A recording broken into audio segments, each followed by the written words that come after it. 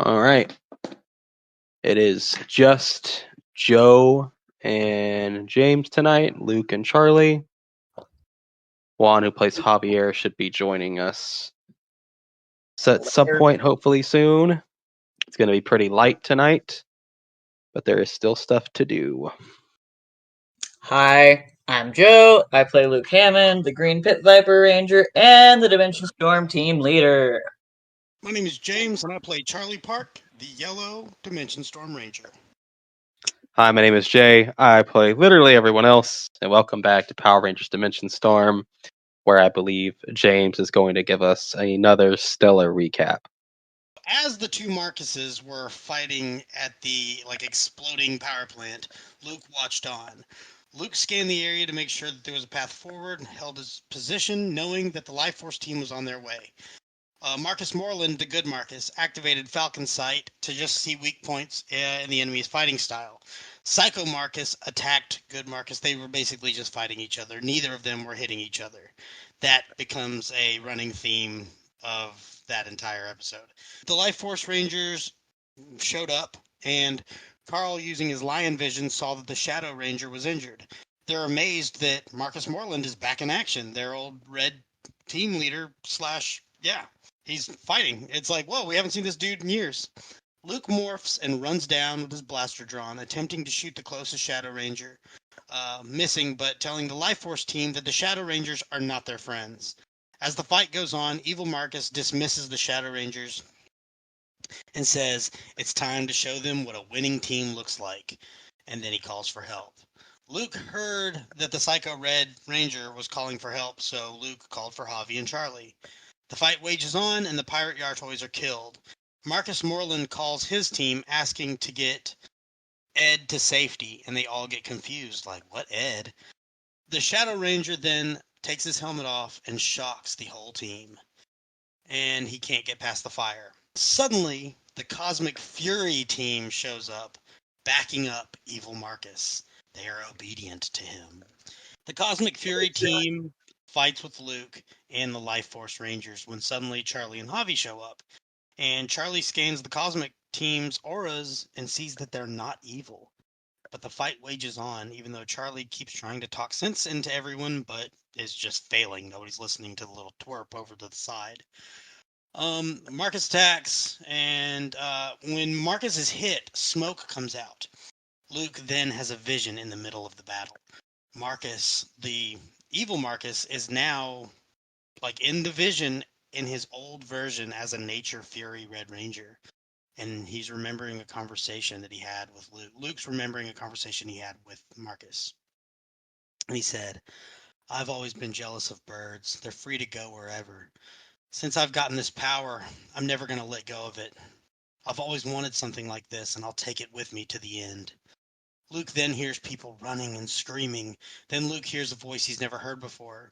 And he hears a bunch of voices he's never heard before. Several different voices.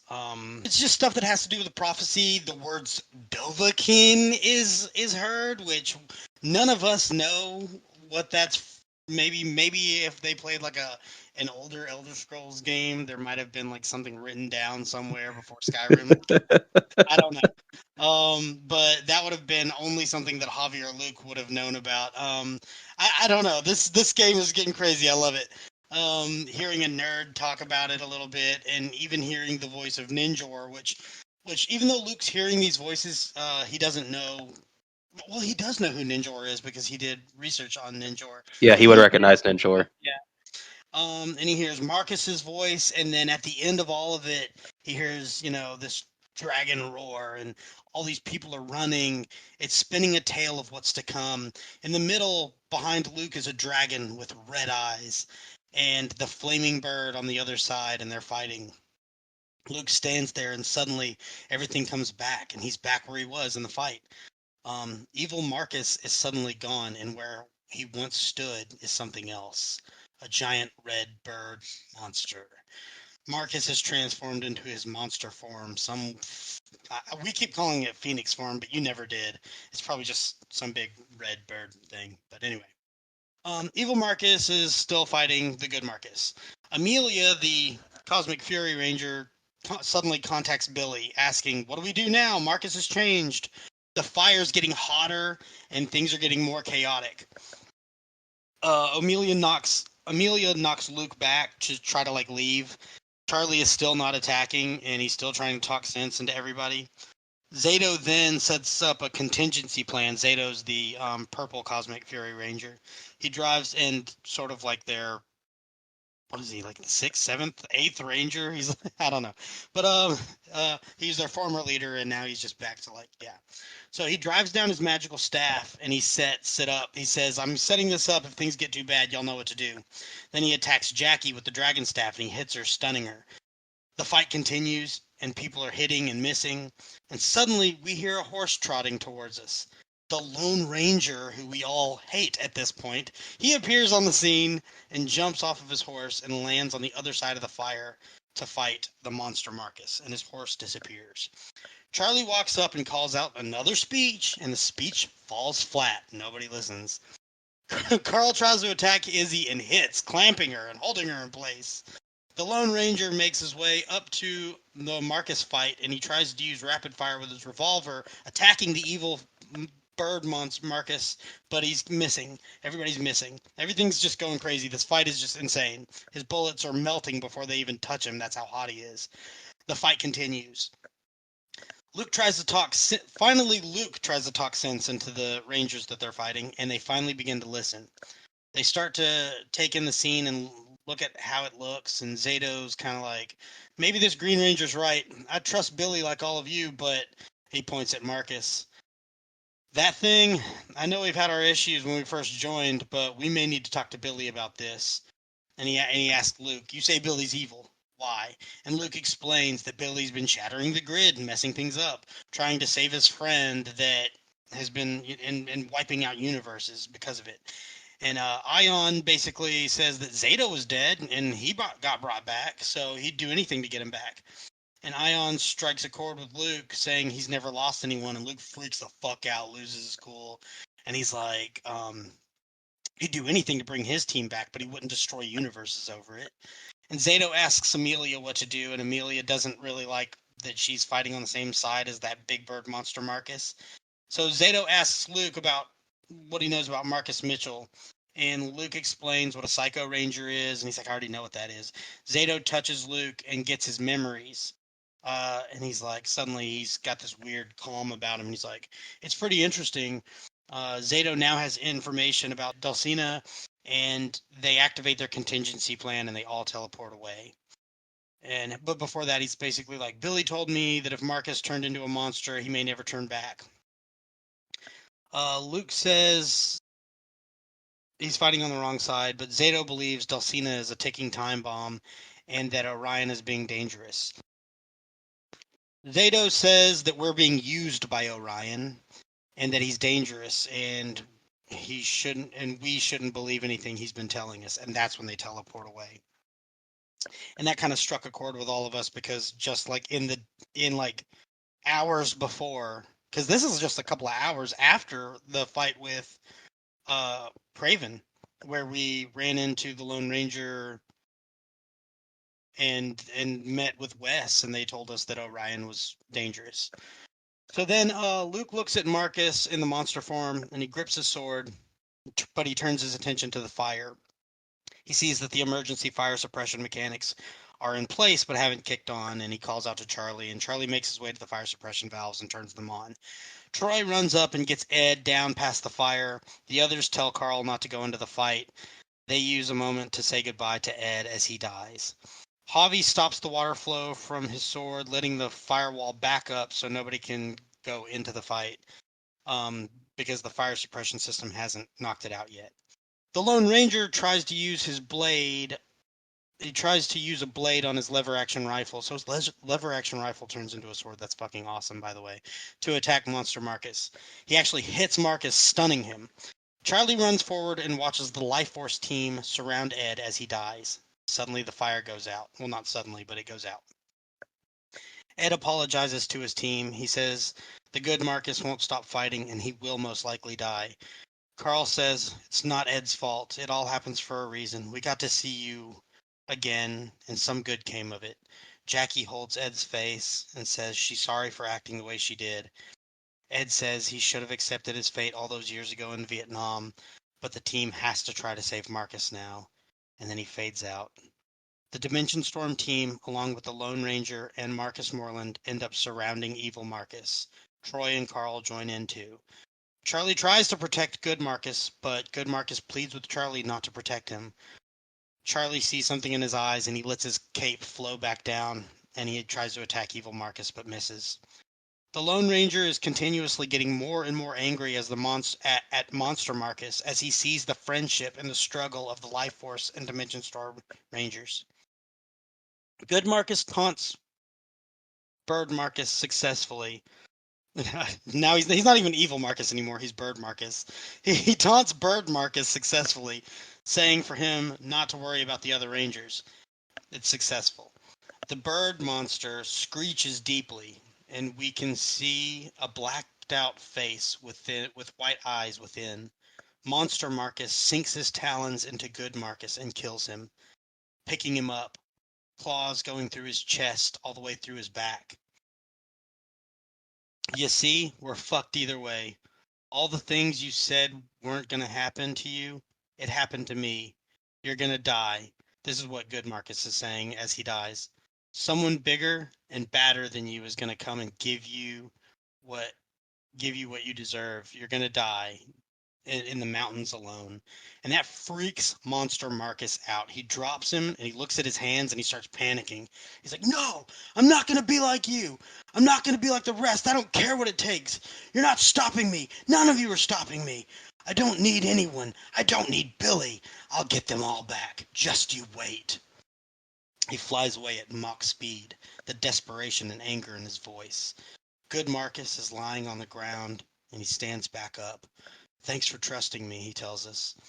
I was always meant to die here. I didn't understand it until I realized what it meant." He tumbles back a bit, and Troy runs forward. Luke holds him from behind. "We just got you back. You can't die on us now," Troy says. "I know. I'm sorry about all this. It had to be done.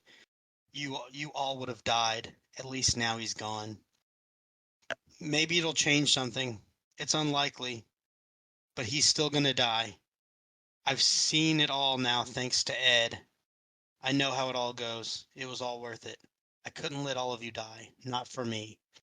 Luke attempts to patch him up, and Marcus grips Luke's shoulder tightly, and everything is back the way it was a few seconds ago. They're in a vision of a few seconds ago. And Luke is basically shown that there's a version where they try to stop Marcus and try to save good Marcus, and evil Marcus ends up killing everybody, even like the Hulk, just taking over the world, destroying everything. So good Marcus actually prevented all of that by letting him get killed and saying what he needed to say to freak bad Marcus out. And he says maybe Monster Marcus will fight Billy. Like he's like maybe he's gonna go and fight Billy, kind of like how Ed went to attack Marcus before he died. But we don't know. But if he had lived, I don't want to think about that. Let me die. Luke just gives good Marcus more morphine to ease the death. He helped ease Ed's death as well, along with Charlie's cat Tabby. Carl and Troy say goodbye to yet another friend within minutes of each other. They ask why the Lone Ranger's even still standing there, and he wipes a tear from his eye and says it's beautiful, the good friendship. And everybody's kind of like, "All right, dude, that's a little bit much. Why don't you go fuck off?" Marcus gives a cylindrical tube to Luke containing the prophecy. "You know now, don't you?" And Luke says yes. Marcus explains it wasn't his place to tell him, that he had to figure it out. He says, "I never thought I'd see a different version of myself, and I didn't think he'd be like that. The multiverse is a scary place." But he also adds, "I've never met a Luke in my life. Never ever." "Yeah, I know. But I don't know if my Jackie is the same as yours. Maybe it's a coincidence, maybe fate. Who knows? I don't have the answer for that. Maybe it is the same, just different. It's just kind of nice to think of it that way." Luke nods, crying. Marcus tells him it'll be all right. Trust me. I've seen how it ends. Marcus's eyes start to close, and the grip on Troy's hand loosens. Troy and Carl are crying. Carl says to take them both back for a proper burial, Ed and Marcus. Troy carries Marcus down the stairs, and the Lone Ranger gets out of his way. Jackie looks up and sees the dead Marcus and starts breaking down all over again. The Lone Ranger, watching all of this, starts to question his life choices a bit. He starts to think maybe he's made a lapse in judgment, and he's not even sure what to do about anything. He even asks to come with us, and we tell him that we just need a moment, and he understands and leaves. Luke, covered in blood, Charlie, and Javi all embrace each other after watching the Life Force Rangers lose two of their friends. And the Dimension Storm team teleports back to the ship and demands to speak with Orion. Orion comes in. We explain everything. The Cosmic Fury team. We ask about Dulcina's stability and is she a ticking time bomb? Orion explains about the tube that was built by Beta 5, Zordon, and him, and how the energy could be dispersed into the ship. Charlie asks why the Cosmic team and the Hyperforce team think that Orion's a threat, and Orion explains that his youth, how he was hungry for challenge and eventually met someone who taught him a different way. There's universes that know of Orion, but they know Orion as an angry beast. The other Orions in the one we know is amping him up, making him stronger, but not manipulating who he is in any way. Charlie suggests a meeting with the other agencies to explain what our mission is, but Orion says that they would just arrest us and let the multiverse get destroyed. Hyperforce is a shit show with questions and no answers, he says. Orion tells us about how Billy gives the Dino in the Earth Prime, how Billy would normally give the Dino Fury Rangers the Cosmic Fury Ranger abilities after dealing with Lord Zed and the Master Morphers. But he thinks that the evil Billy that we've been dealing with must have made it to a world where they were about to lose to Zed. And so they all owe him something. That's why they're fighting for his side. And this is a lot different because this Zato that we're fighting isn't a morphing master because he's still alive. The grid chooses who dies and who comes back. Luke brings up his team that dies or loses every time. That's what Marcus told him. Charlie asks, is there some way we can power up to deal with all these new threats? And we just don't know yet. Orion asks about the blood on Luke, and he explains it's just Marcus and Ed's. Orion sees the Marcus bird form, and Luke shows the prophecy to Orion, and he shows him the flaming bird, and they try to make a correlation. Luke says that Marcus might not go back to Billy's team. He might be working on his own, and he might be trying to get his team back. Everybody just kind of disperses. Charlie decides to check on the others because Hayakawa, Jiraiya, Hiera, and Allie were all just kind of sitting in the room watching all of this. And that's when Allie says that she needs help with something with Charlie, and they decide that they're going to try to make like fun stuff for the sim room so everybody can kind of decompress and have a good time, and maybe that Charlie will have sort of like a side quest to go check out malls, water parks, just nice things that he can upload those memories into the sim room. And Allie suggests that he go and see Hiera. Charlie has a weird, awkward talk with her and then goes to his room. Javi talks with Charlie, and they talk about distractions and how good they can be, and they decide that they're going to go fight Axe in the simulation room just because Charlie has a little bit of extra energy in him and can't really quite go to sleep yet. Meanwhile, Luke looks at a corkboard staring at pictures of his friends, staring at Marcus's face, tears flowing from Luke's face with a 1,000-yard stare. Luke beats himself up over letting two people die. His privacy settings are still off, and Allie sees it but lets Luke process. Charlie and Javi go to fight Axe in the simulation room. What else will unfold on Earth 6L324? What else is in store for the Dimension Storm Rangers? Let's dive in on today's episode 18 of Power Rangers Dimension Storm. That was that got really sad. Yeah. Okay. All right. Well, Juan is not here, so we're gonna put the Psycho Blue thing on hold because I don't know when he's gonna get or be available, or if he's gonna be available at all. So we're gonna say y'all go down there, and Allie says she's currently running stuff, but at some point later, y'all can come back and it'll be available. So once Juan gets here, we will kick into that and let y'all go through that. But for now, Allie's messing with stuff, doing some updates to make things work. Yeah, that's fine. And you and Javi go your separate ways. As Javi says, he might go eat something. He's going to go do something else to spare the time. But as soon as it's ready, Allie said she would notify y'all, and y'all will meet back up at the simulation room. Cool, thank you. Okay.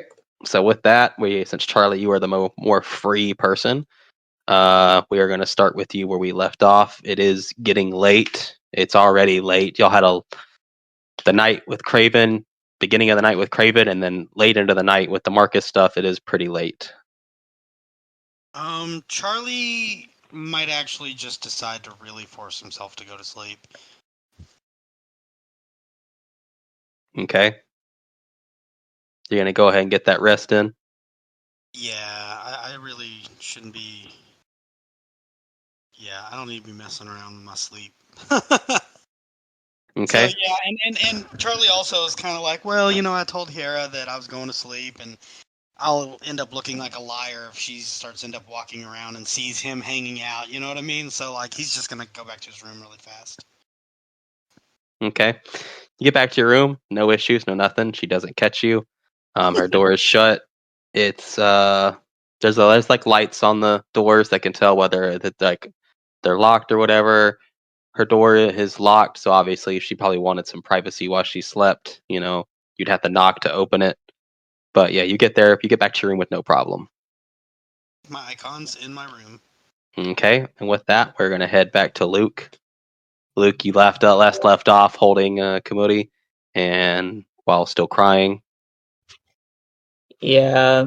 Um it'll take him a minute to kind of like calm himself down because there's a lot of feelings happening here. Like he watched two people die and there wasn't really anything he could do about it. He watched Marcus become a unholy abomination of a monster and kill one of those people. He himself killed a few guys today, which is new. He's never done that. There was a lot that happened. So, but he eventually, after a while of kind of like letting all of these emotions out, because it's been building for a while now. He'll sort of take a minute. It's what time is it? Because you said it's late. It's probably like what 11, It's almost probably midnight. around midnight with everything that happened. Okay, cool. He's been up for several hours. But he's not going to be able to sleep. He's afraid to go to sleep because he doesn't want another nightmare, and he knows he's going to have nightmares if he goes to sleep.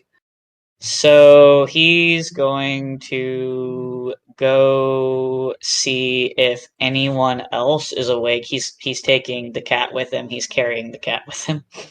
He would have Okay. changed into like pajamas probably. So he's got like comfy clothes on. He's got like a comfy little sweater and some sweatpants or like pajama pants on. All right. No one's in the common room, obviously. Yeah. No, it seems everyone else has had a long day. Everyone else has gone to their respective rooms for the night. Gotcha. Especially, probably Javi and Charlie are probably really tired, and they probably just decided to go to bed as well. Okay. So no one is actively awake at the moment. Orion said he needed to talk to Luke, right? Yeah? Are you gonna go talk to him? Yeah, he's gonna see if he's awake. He doesn't know what Orion's sleep schedule is like, or if he even really. I mean, he said he sleeps.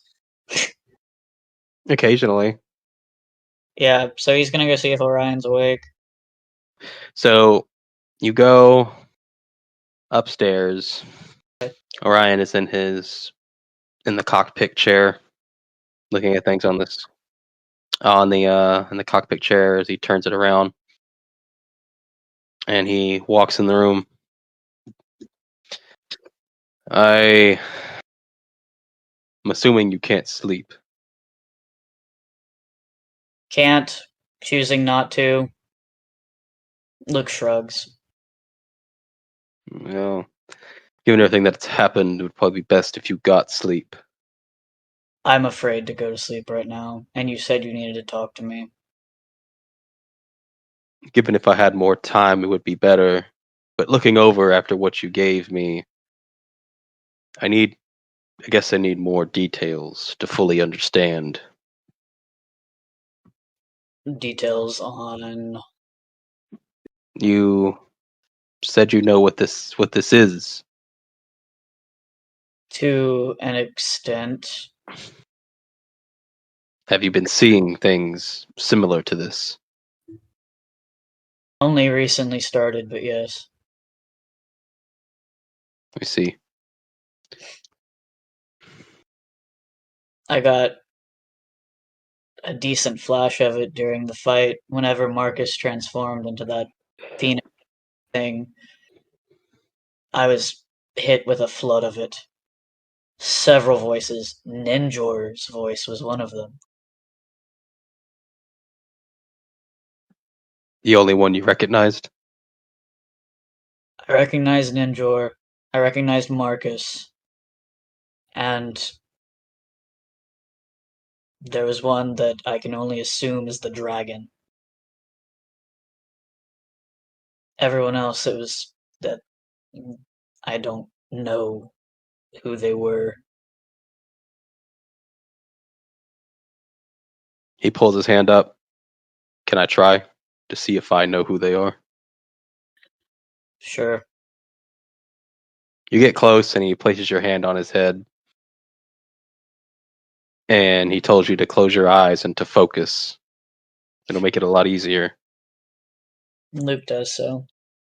You start to focus and you start to go back to that vision as the people are running. You see yourself in the darkness once again, but Orion standing next to you as you watch it all play through again. The giant phoenix in the air, the people running around, the darkness creaking around, and black smoke. All the voices started to come through, one by one, until the dragon roars again as the phoenix and the dragon stand in opposing sides. Orion observes everything around him. You feel the vision go away, Orion's hand drawing off. As you open your eyes again. I don't. The only one I do recognize. Well, there's a chance maybe I recognize another one. And I'm surprised you didn't catch it. I recognize Ninjors, but I also recognize the voice of Tommy Oliver. At least it sounds like him. The dragon, right? No, the one that speaks after Ninjor. Before Ninjor speaks again. Talking about how he's not the right guy.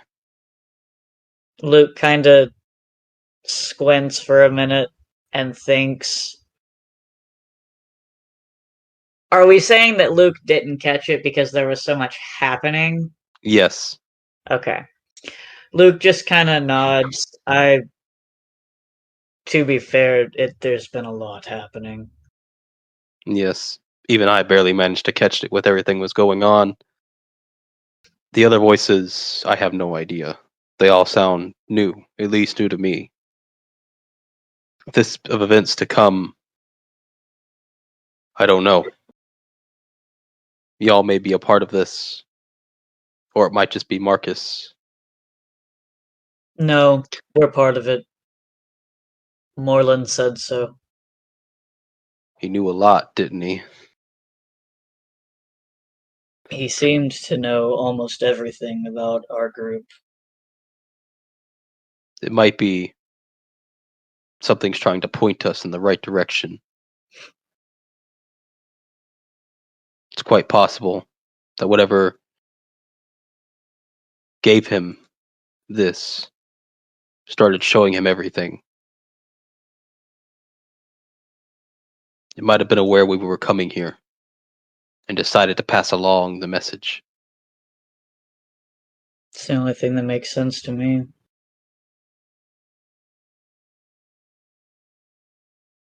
I'll have to go over this some more, but given time, we need to continue to do what we're doing.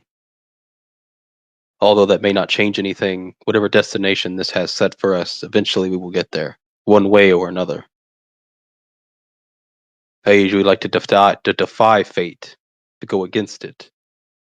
But if he knew so much, I doubt there's anything we could do to potentially change it.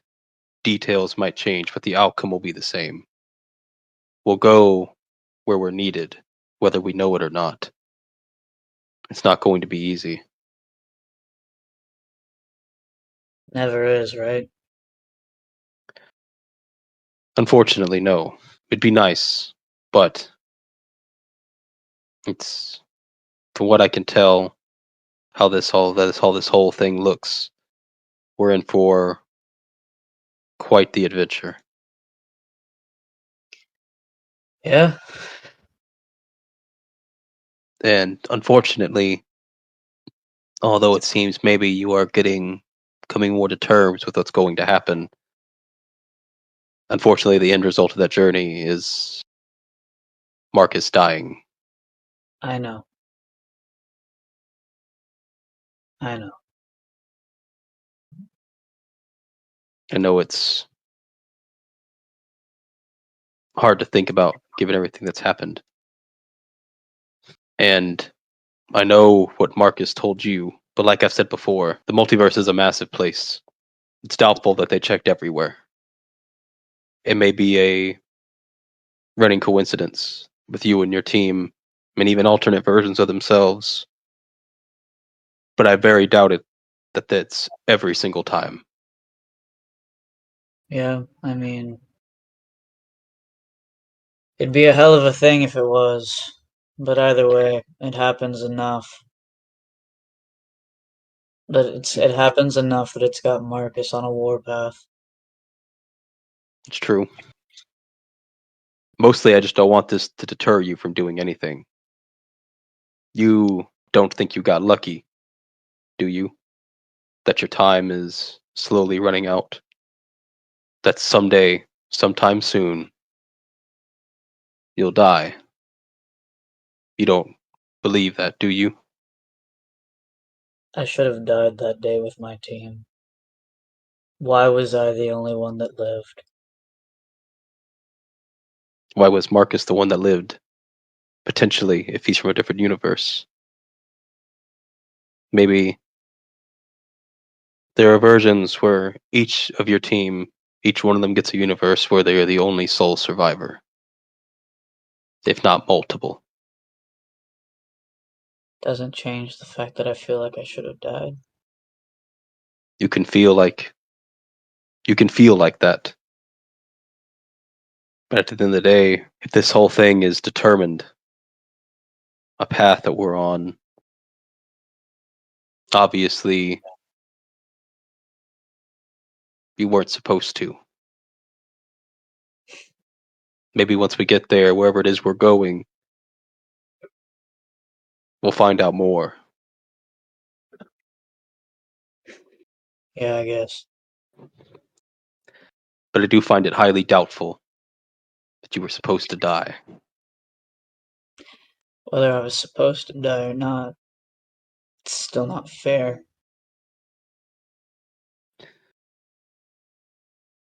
It's still not fair. They had their entire lives ahead of them.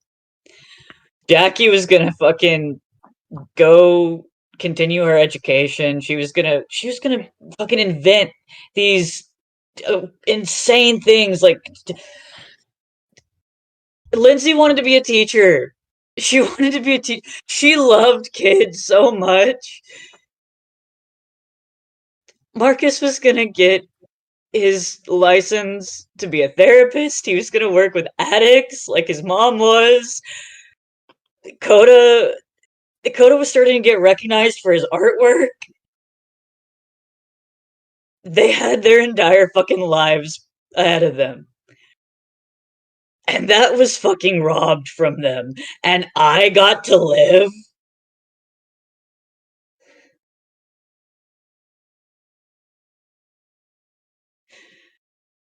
I don't know what I could say to make sense of it. In my experience, this entire thing started. The multiverse and worlds in general can be cruel mistresses, but not always.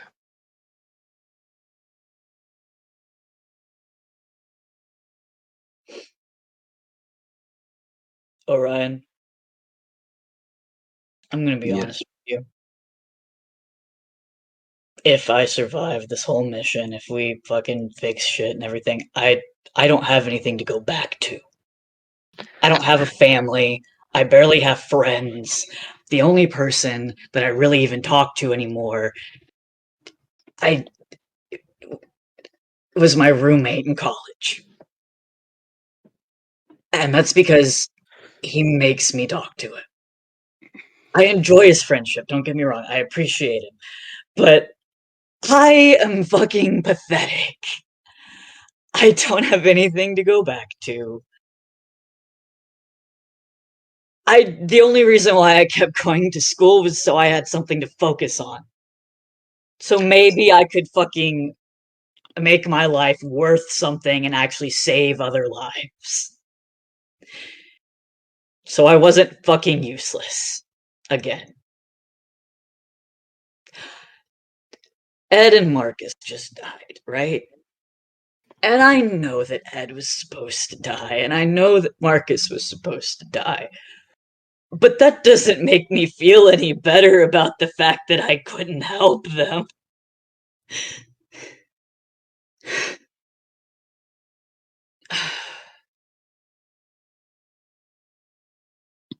I don't fucking know.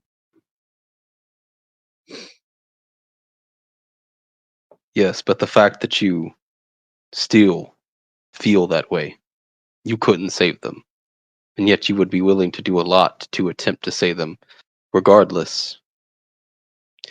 You wanted to continue going to school to help people and do things that most people wouldn't even consider doing at any moment in their life. You're not selfish. You're very caring. And that's what counts. Deep down, no matter what happens to you, you'll always have it. I can see it. Charlie can see it. That spark deep within refuses to go out. And I doubt that it ever will. I know you don't have anything to go back to.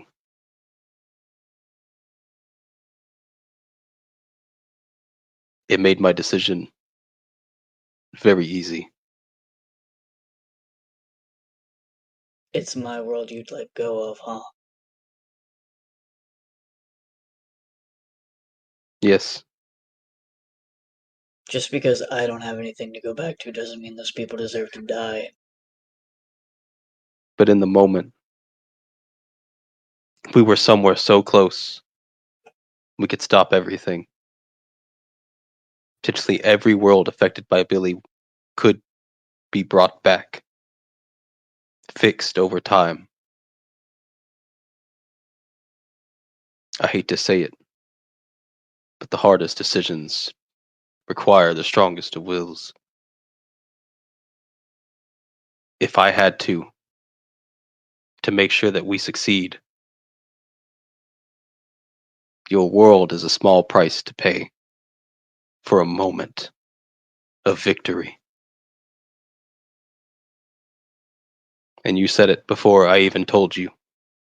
You don't have anything to go back to. Charlie has a caring mother, a few friends. Javier is helping his mother with bills and a depression she has since the death of her son that she holds resentment towards Javier for doing. When is the last time you talked to your parents? When is the last time you went out with friends? You're a ghost in your own world. You may have not died on that day, but your spirit broke. And to a lot of people around you, you are dead. You've cut yourself out from everything around you.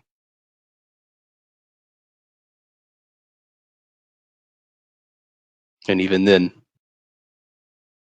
with your spirit as worn down as it is, the spark never fades.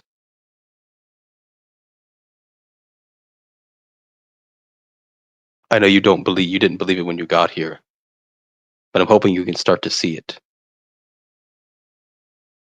That the truth is, once and always, it never goes away. Even for someone like Lord Draken, it doesn't go away.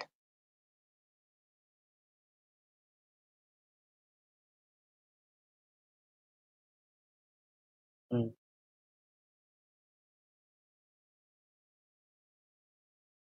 And if I'm wrong,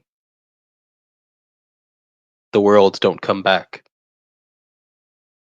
And if I had to let go of your world to assure victory, to protect all of you, to protect another world from devastation,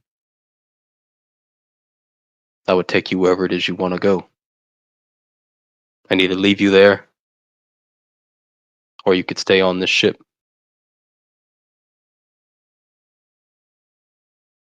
The choice would be yours.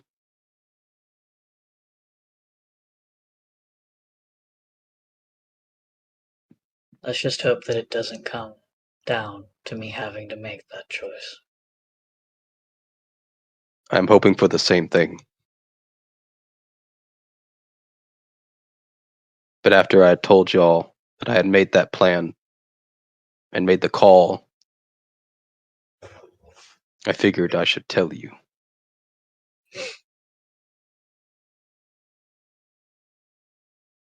Suppose that's fair. The telling me part. And when it happens, if it has to happen, unless you are far away from me, I'll let you know before I make the choice. If we aren't together and I have to do it without you there, I suppose even before I tell you, you'll know. No. I have some things to attend to get back to, and I suggest that you get some sleep.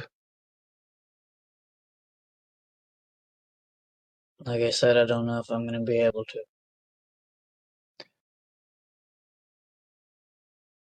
Are you afraid?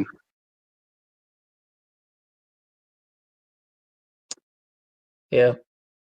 And I know that I could go sleep near Dulcina, but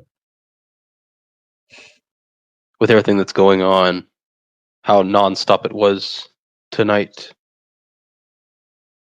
I really do suggest you try to get some sleep. There's no telling what's going to happen next. For all we know, within minutes, hours, several hyperforce ships could surround ours and they could take us away. And I don't know about you, I'm not going down easy.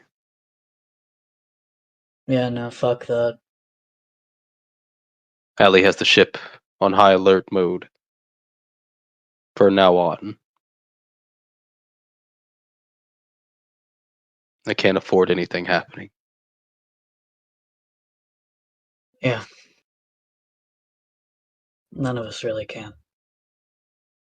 Once I'm done with what I have to do, I will be laying down for a long rest. At least over 12 to 14 hours. If you are not asleep near Dulcina before I get down there, you will have missed your chance. Understood. Orion, Yes,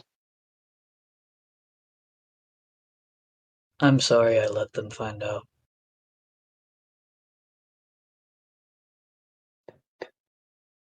as much as I want to be angry, as much as I want a reason to use any of this I've built up over this time, it would be hypocritical of me. I've made lapses in judgment. I've made mistakes since y'all have gotten here, and even before. Things I didn't tell you, things I regret doing. Recently, the trap that I let y'all walk into. I can't be mad at you. If anything, you may have done us a favor. Knowing that has lit a fire deep within that was already burning. Now it's burning harder. There's a rage that lies deep within. Maybe with that rage, I won't have to let go of your world. But the more as time goes on, the diplomatic approach of talking to Billy is starting to become minimal. Yeah, it very much is. In fact, I don't know if I ever saw him again. I don't know if I could hold myself back. Understandable, honestly. He's done a lot. He's continuing to do a lot. But I know it's hard. But like I said, everyone needs rest. I'll try. Good. And he starts to walk back to the chair. He sits down in it. And it rotates back to the screens. Is the cat going to go bother Orion? Yeah, meow. You see Kamudi get close to this big giant chair that Orion is sitting in, and you see him hop up into the chair. And Orion doesn't move. Orion doesn't do anything. Cat just tops in the chair. Alrighty. Luke just kind of smiles a little bit at that, at the audacity of cats and their complete disregard for serious moments at times. Kamudi's a good boy. I just love that he's like, you know what? I'm gonna go sit in the big man's lap. Just as you walk down the stairs, Orion turns his head, seals the door. Who's a good kitty? Who's a good kitty? Thing where the dad says, "We can't have a cat," and then a week later, it's like he's like the cat's best friend. Nah, but he does start to pet Kamudi, and Kamudi starts to pour as Orion continues to look over things that he's working on as you leave. Where are you going now? Luke's gonna go try to go to sleep. Before he goes to sleep, though, he is gonna kind of walk up to the tube and look at Dulcina. Look at Dulcina. Uh-huh. And he's I don't know. He's sort of just thinking for a little bit. It's like he wants to say something to her, but he doesn't know what to say, or if she would even hear him. So as you put your hand on it, eventually you can see Dulcina inside, kind of slowly she just kind of twitches and stuff. Her hair moves around differently. And then she slowly raises her left hand and just presses up against the glass between yours. And you get this feeling she's trying to pass on to you. Dulcina's basically trying to drug you to go to sleep. She's trying A to make warm you sleep. see. She's trying to make you calm and just not thinking about any of the bad stuff, trying to clear your mind and letting that sleep take over you, basically. Are you going to resist? He lets her. Okay. So as you feel it, you don't fight back. Your mind clears away, imagining all the clouds of stuff you've got going on in your mind, all of them one by one being blown away by winds. Clear night sky clears in your mind. Lack of energy that you have starts to settle in. Luke lets out a big yawn. And you are now feeling very tired. You're no longer running on the adrenaline or the thoughts keeping you awake. You are ready to go to sleep. Thank you. The hand, you can hear faintly in your mind, "Oh, you're welcome." Faintly. You're not even quite sure if you actually heard that or if you just like responded to it in your head. You're not entirely sure, but it felt genuine regardless. Hmm. Her hand drifts away from the glass and she goes back to floating about as she was. He's gonna go to bed. Where is he going to bed? I mean, probably.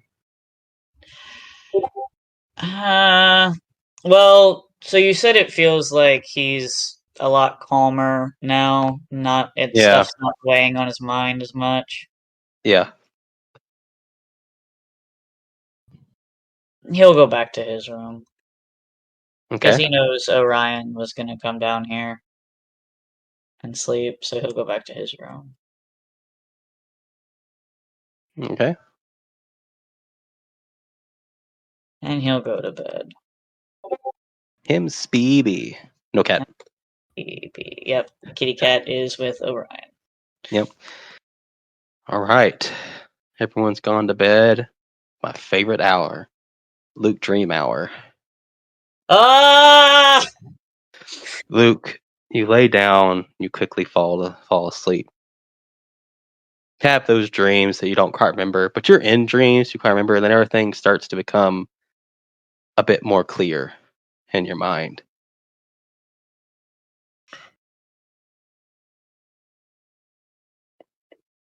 You start to feel yourself on Taka. You're riding up in very familiar territory you've been before. In the forest area where you and your friends discovered your powers. You're riding Taka. Mm-hmm. It's the year 2000. You're riding your bike. No, maybe 2000. That's not the right year. It would 2003 would be. Well, 2003 is when the event happened, right? Yes. It's 2001 actually. It's 2001. Don't say it's the wrong year. Hold on a minute. Oh. Okay. You're riding Taka. You're feeling really good about yourself. And you wind up here. Oh. Hello. Ah! Ah! The grid lines on this map are lies because they aren't fitted for Roll20. So you're going to be off-putting. So if you want to be square, you're going to want to use alt. It's fine. So you stop Taka there, and you get the helmet off. You see a very familiar silhouette. Music for ambiance to really set the mood. Okay. Okay. So you pull up, you take off this helmet you have on, you see a familiar silhouette standing there, looking over the cliff into the forest as a bird comes down and latches onto his arm as he feeds it a little something. You hear a familiar voice. So, how is it? Uh, she rides great. I told you you'd like it. And he turns around with the bird, and it's Marcus from 2001. I just don't really get around on it that much anymore. Like I said, really love this whole flying thing. It's amazing.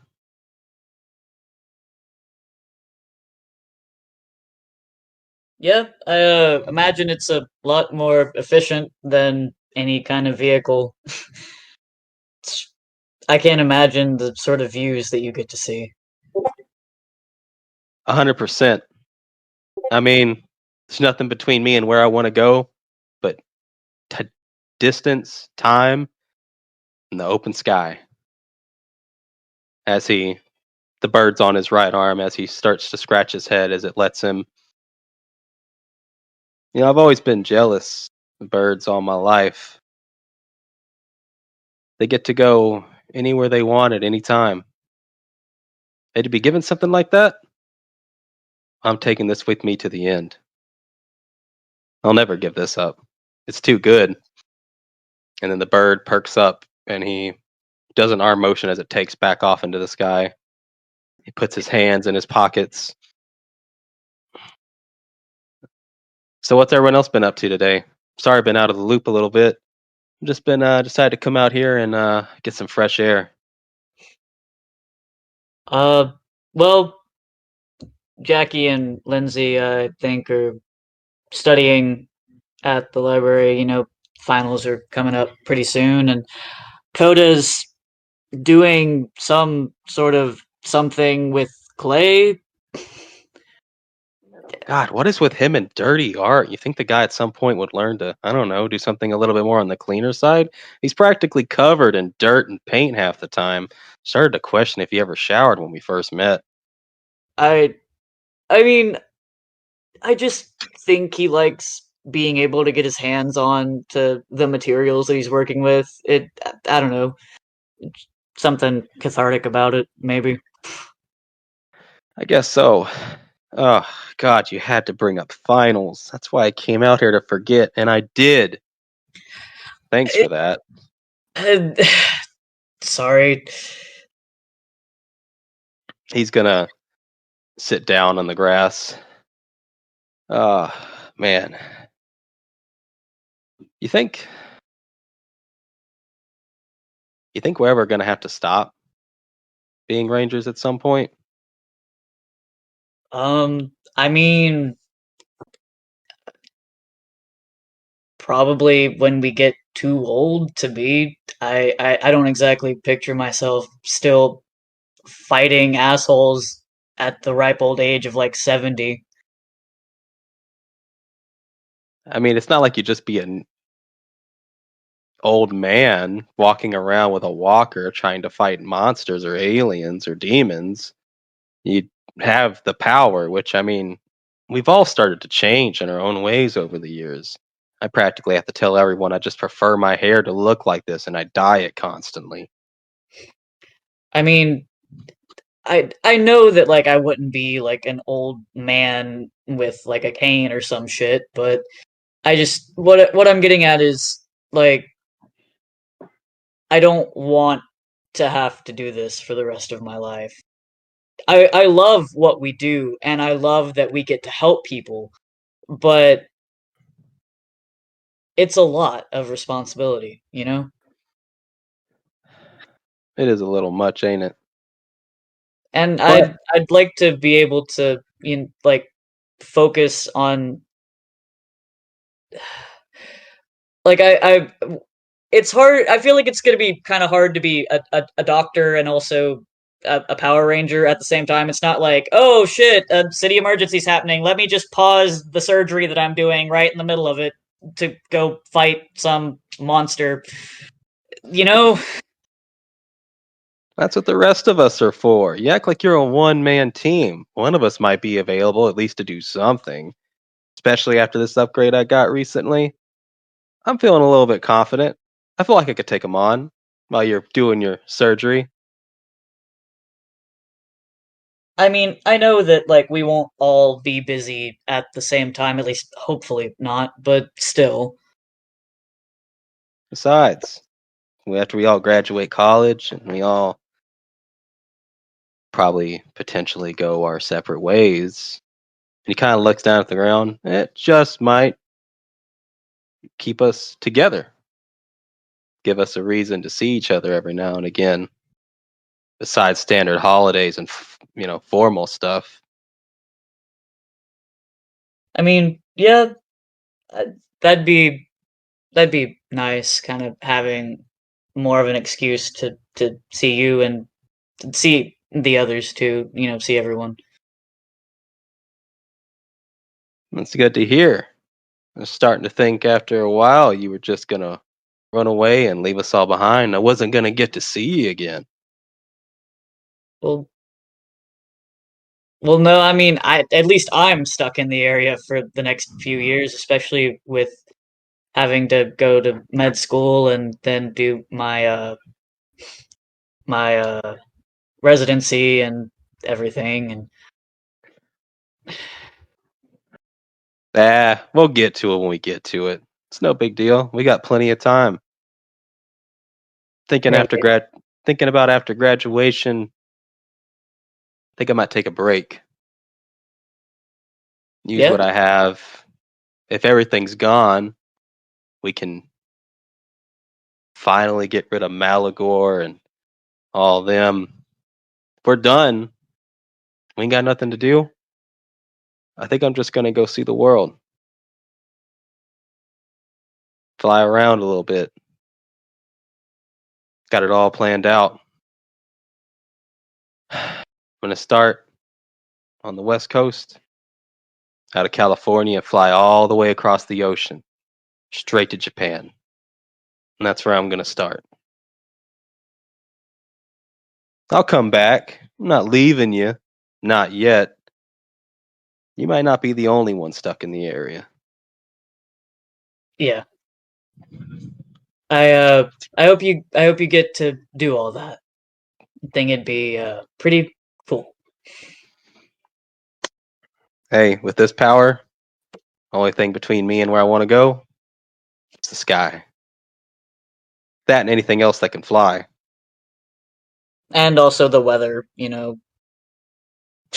You think flocks of birds are going to be an issue for like it is a plane for me? You know how many incidents where birds fly into like the engines and it just ruins everything? I read something up on the internet recently. A bird, because the plane was going so fast, it got stuck in the windshield the rest of the flight. What if that happens I to me? mean, I don't think that kind of thing would happen to you because, like, I mean, you're a little bit more aware of your surroundings than a bird is, most of the time, at least. And uh, I don't want to think about that. Fair enough. Ah, it's been nice though. No recent monster attacks or anything. And then y'all's communicators go off. Well, I said not recently. Hopefully Arbor's just wanting a team meeting. Y'all pull up your communicators. Rangers! There's a monster spotted in downtown. Go there immediately. Catch up with the others while you're there. Well, duty calls, I guess. Yeah, seems so. All right. I'll see you there. Just make sure you can keep up. And he runs off the cliff and jumps off. And you see a flash of red as he zooms into the sky. Luke stands there and watches for a few seconds. And then oh, fuck. And runs over to Taka, throws the helmet back on, jumps on the bike, and just boom. As you're going down this road, you can see Marcus overhead in the sky as he could kind of taunt you a little bit. Look, that's my bike. I know what that bike's capable of, and I know you're not hitting the throttle all the way. You really gonna let me beat you in this race? Luke bears down more and speeds up dangerously fast. Should not be going this fast. If you lose on that bike, that's more an insult on my bike than it is you. Yeah, shut up, bird brain. And y'all blitz down the road heading back to the city as the memory starts to fade and your dream goes back to normal.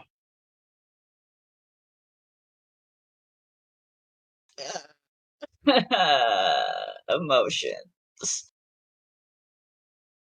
And this is where Quicksilver comes out riddled with bullets. I bet you didn't see that coming. And then he dies. But anyway, yeah, you go back to normal dream. Does Charlie wake up in the middle of the night, or does he stay asleep the whole time? He stays asleep. Okay. So you all sleep throughout the night. Who is probably going to wake up first? Like, around what time do you think your characters would wake up? I mean, Luke usually wakes up around 5 or 6 a.m. regardless. His body just doesn't really let him sleep unless he makes himself go back to sleep. Jesus Christ.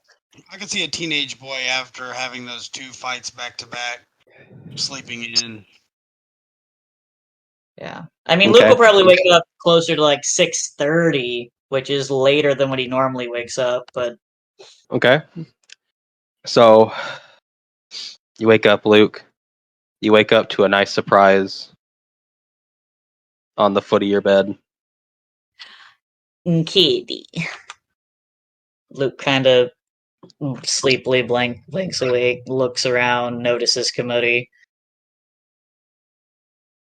Kind of nudges him gently with his foot under the covers. So, he just kind of, not like but he just does a slight turn, does that squinty eye thing. Mm-hmm. And looks at you and then adjusts himself and then closes his eyes back as you can tell he's still trying to get some sleep. He may have been up doing things, zooming around, stuff like that. Ah, yes. Standard cat activities. Although it is kind of stinky in the room. It's stinky. That's not good. It's coming from the litter box. Oh. Luke wrinkles his nose. I thought the robots were gonna take care of that. Allie did say she was doing updates to things. They may have been put into an update, and it may have thrown off their schedule. I mean, Luke had a cat growing up. He knows how things work, so he'll find little trash baggies and take care of that because gross. And then he'll go take his shower, do his normal morning routine, change into, I mean, it's still going to be comfy clothes. He's probably got gray sweats and a random band t-shirt on. Trudges back into the medical wing, slaps on a nicotine patch. Yeah. And he will go, assuming there's no one in the common area. You do not see anyone in the common area, but you do smell food as you get closer to the upstairs. Yeah, he's going to go upstairs and get his normal morning coffee. And Oh, You smell the smell of food being cooked. As you walk in immediately, you look to the left, and Hayakawa's sitting there, cooking up a storm like he usually does, butt ass naked with an apron on. Da, da, da. Nah, he's cooking. He's not naked this time. So after seeing Hayakawa's in his zone. You're just like, I'm not going to bother him. When he's in his zone cooking, it's best not to, unless you want to hear the words K-Tizer and then get punched in the face. Immediately you look to your left, you recognize Jiraiya, and then you see someone you don't recognize. Huh. Could Luke piece together who this might be? Well, you're not stupid, and you know that you can see the resemblance, and there's no one else on this ship. So your assumption would probably be very easy to deduce. You're not stupid. Luke's pretty smart. Yeah, I was about to say Luke's a smart cookie. He would know that's Sierra. Yeah. Wait till Javi sees her. He's gonna be like, "Sweet, now Charlie's got a girlfriend and I've got a girlfriend." Yeah, Javi's gonna be like, "Ayo, okay, Honda." It's like, And then he's going to be like, which one do you want? I'm down with either one. Javi, she's the same person. What? And Charles like, we could discuss this in the simulation room as he walks away with the Magnetofendo blaster just like behind his back. Jesus Christ. Anyways, Luke just kind of nods to them, gets a cup of coffee, and he'll sit down. So you sit down. Jiraiya's eating a plate full of food. Got his mouth full, and he's like, oh. And he quickly swallows it down. Good morning. Sorry, you caught me at a bad time. I mean, I've never had food this delicious before. Man's a literal genius. Is there, I don't think there's anything he does not do. Yeah, no, Hayakawa was like a Renaissance, and it's pretty impressive. It's like, definitely. And he had across from you get your attention, and she says, I didn't really have the chance to talk to you, but I wanted to say thank you. I'm trying to say thank you to all of you for helping me, and you for also being a good translator. Oh, yeah, you're very welcome. Luke kind of draws in on himself. I'm really sorry about last night. That was probably a lot, us just kind of coming on the ship like that. Showing up bloody and demanding answers. Yeah. Showing up bloody and demanding answers. That's funny. Hold on, give me 1 second. I mean, we did. It's probably a lot for her. Well, she's normally used to like violence and like monsters and stuff, but she thought she's had like a change of scenery, but I guess not. I'm Yeah, just that's waiting why for my Luke's opportunity to apologizing. eat her mom. Javi, please don't eat her mom. Don't eat her mom. No. If you know what he means, wink, wink. Please don't eat her mom. No, I mean consuming her flesh. Oh, Unless she's a baddie, then it's the other one. She's not. Okay, then I'm just gonna eat her. so he had like I said, she thanks you and everything, and she says, it's an adjustment, but it's actually really nice. I'm still a little bit scared, but I'm not as scared to walk around. I'm glad that you're adjusting well to the ship and everything, and I'm glad you're doing okay.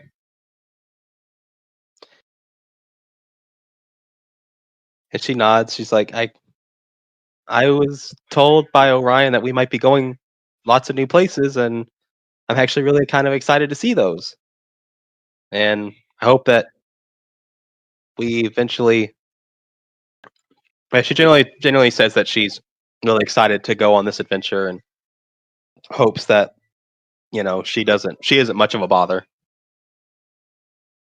Oh no, I don't think you will be. I feel like you'll be like a great asset to the team, and also, I mean, like, as long as you enjoy yourself. She's like, I'm very much enjoying myself, and Hayakawa tunes in while cooking. Yeah, unlike some people on this ship, this one actually has good taste in food. Are you talking about Javi and his But- weird obsession? I was with about to the say, I feel monsters? very attacked right now. He's like, he turns around, spatula in hand. No, it's not just that. He said, I've never seen anyone in my life eat so many of those uncooked pastries. Oh, Charlie and Charlie and his his fucking poster Pop card. Tart. And he says, I also, mean- and Jiraiya's like, yeah, those things, I mean, like, they're good, but they're definitely not good for you. And Hayakawa points his spatula. You're not off the hook either. You like so much of, I guess the only way I could put it is American food. And Jiraiya looks offended as he's just like, there's nothing wrong with like a hot dog or a hamburger. You're just weird.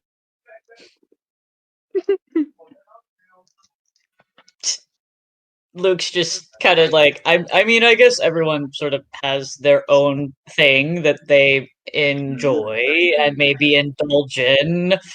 And Jiraiya's like, also, like, who doesn't love pizza? And you can see Hayakawa get very violent. It's like, that's not even American. That's Italian. And you know it. Luke just like sips his coffee watching these two. Jiraiya's like, okay, my bad. I mean, and Hayakawa's like, and technically hamburgers are German, I think. So technically, nothing you listed is actually from America, although it is the most associated with America. But still, It's been adopted by America. I mean, the versions that we eat are like very much American. Like if you go to like Italy and get a pizza, I don't imagine it's gonna be like what you get at fucking like Little Caesars. Jiraiya's like, what's Little Caesars? Uh, Little Caesars is a pizza chain. Like it's a chain of pizza restaurants, like Papa John's and Pizza Hut. Jiraiya's like, I think the ones I had when I lived in America were Domino's and Pizza Hut. I don't remember a Little Caesars or a Papa John's. Gotcha. Okay, so we both know Pizza Hut. And whoever would like to enter in the kitchen now, this would be your time to come in.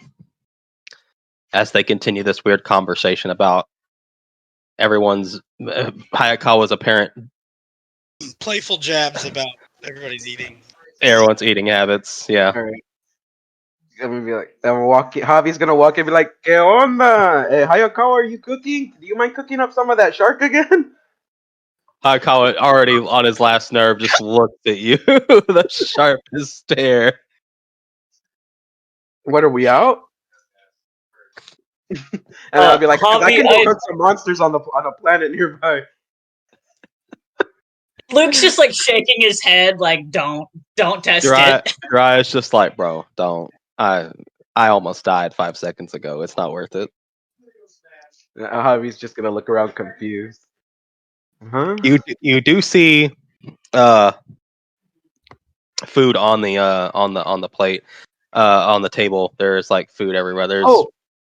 There's standard breakfast stuff like we know in America, and then there's some stuff like Japanese traditionally prepared stuff as well. So there's a mix of everything. Did I ever get the Quasar Saber back from Orion?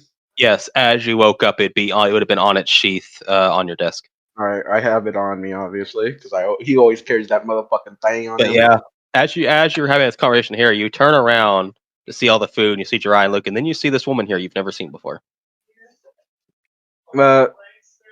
I'm just gonna ignore that person because I don't know who that is, and because nobody else has brought her up, so I'm just like, I don't. Javi does not care enough. I was like, damn, we're running out of room in this bitch. Yeah, he's gonna use the Quasar Saber to like try and open the portal because he finally got it back, and he's just gonna start living like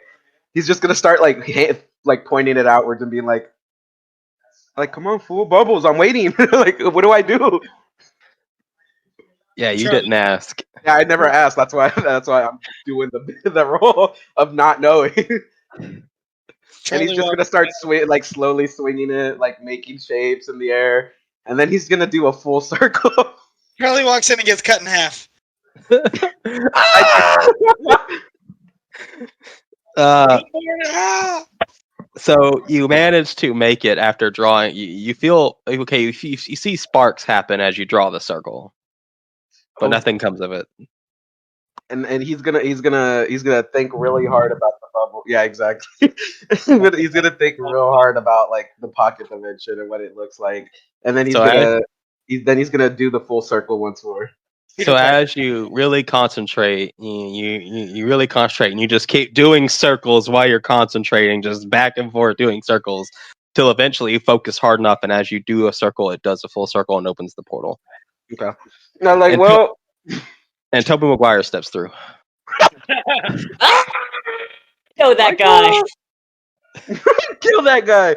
I will defend Tobey Maguire with my life even if I have to kill everyone on this ship and then die by Orion.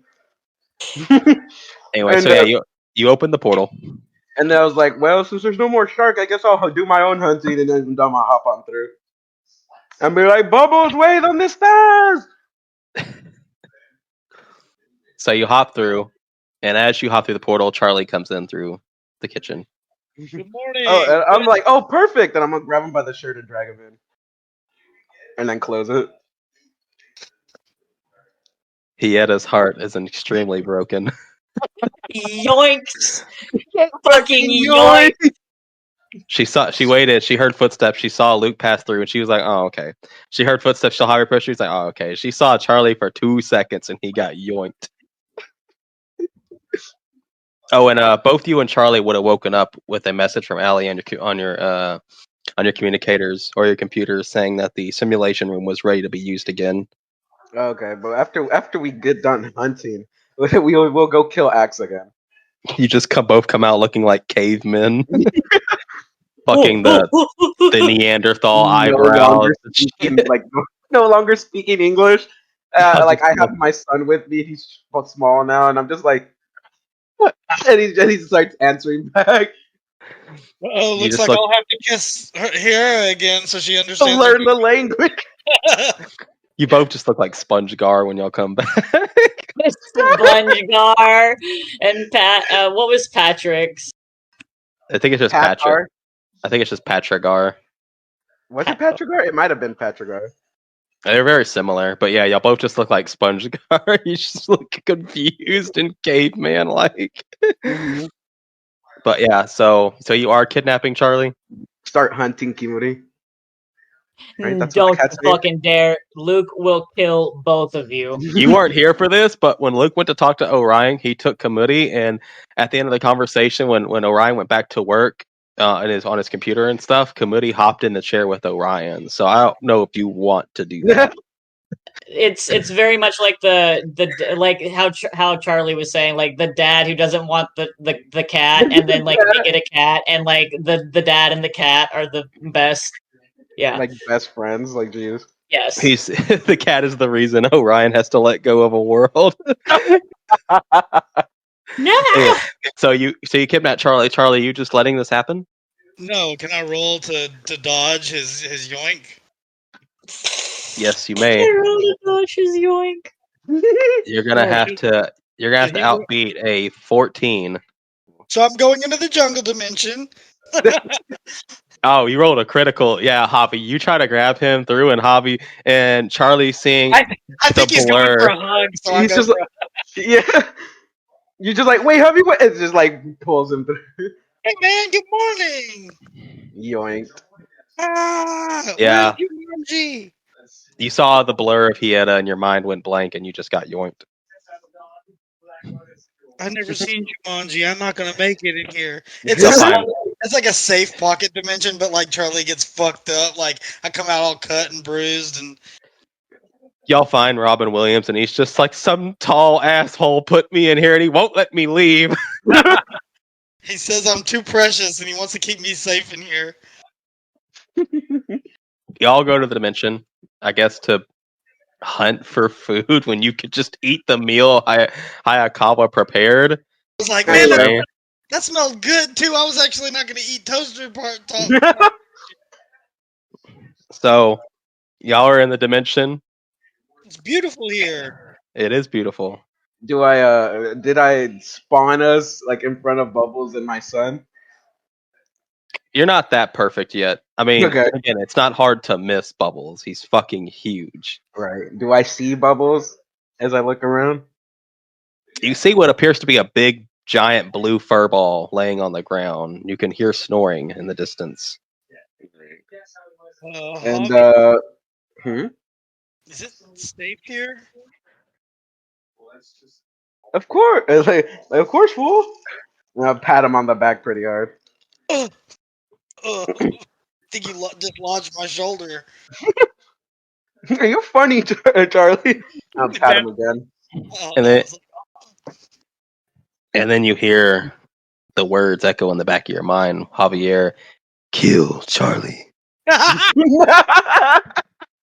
And then I hear the Magna Defender say, "Run, Charlie."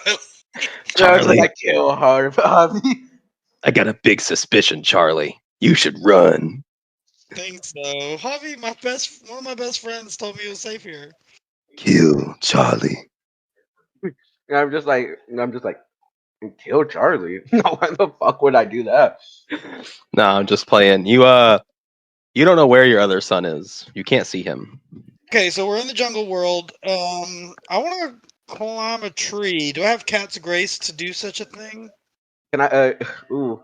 Speaking of which, So you see a tree and you're like, I want to climb it, and then a surge comes through you, and you're just like, Peter Parker Spider-Man and Tobey Maguire Spider-Man finding out he can climb walls. Oh, You man.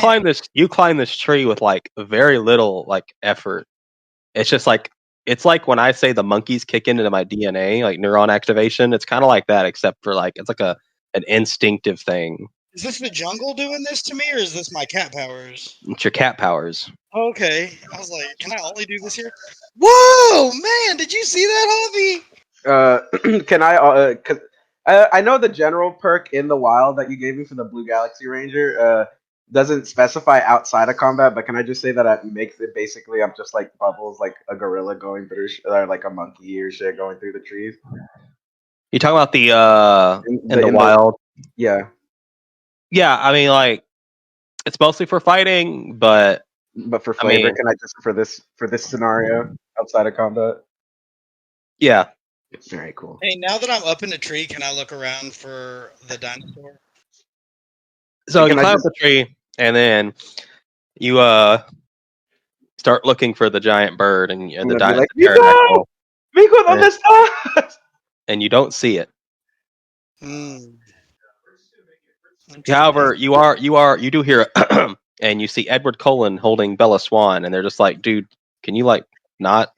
Oh, is there a vine I can swing down from?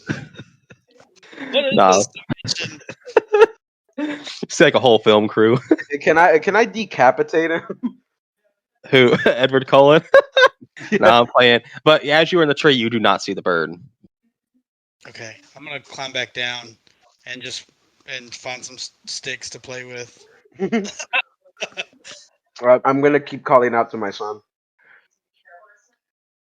You don't like hear him per se, but you could feel it that he's close.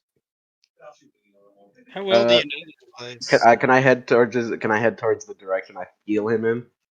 Yes, the direction you're feeling him in is towards the giant blue fur ball. Okay, so he's probably with my son, or my other son. I'll go that way immediately. I follow. I try to keep up. So you walk up to this blue fur ball, and you can see now that Bubbles is on his side, and you can tell you're facing his backside. You can see his feet now and everything, and you go to walk around, and kind of like how birds and stuff do, where they're like on a flat surface or on a perch, and they got one leg up, and their wings are kind of like more inward. That's what your son is doing. His eyes are closed. He's like really close, but his eyes are closed, and he's up on one foot. I'm gonna be like, I'm gonna take a selfie of both of them, and then send it to Jason, and I'd be like, a morning time with my children as like hashtag Mr. Mom. Hey, Javi, do you want me to take a picture with your phone of you with them? I'm gonna be like, oh fuck yeah, and I'm gonna toss him the phone. How do I? Okay. I mean, it's your communicator. Like Right.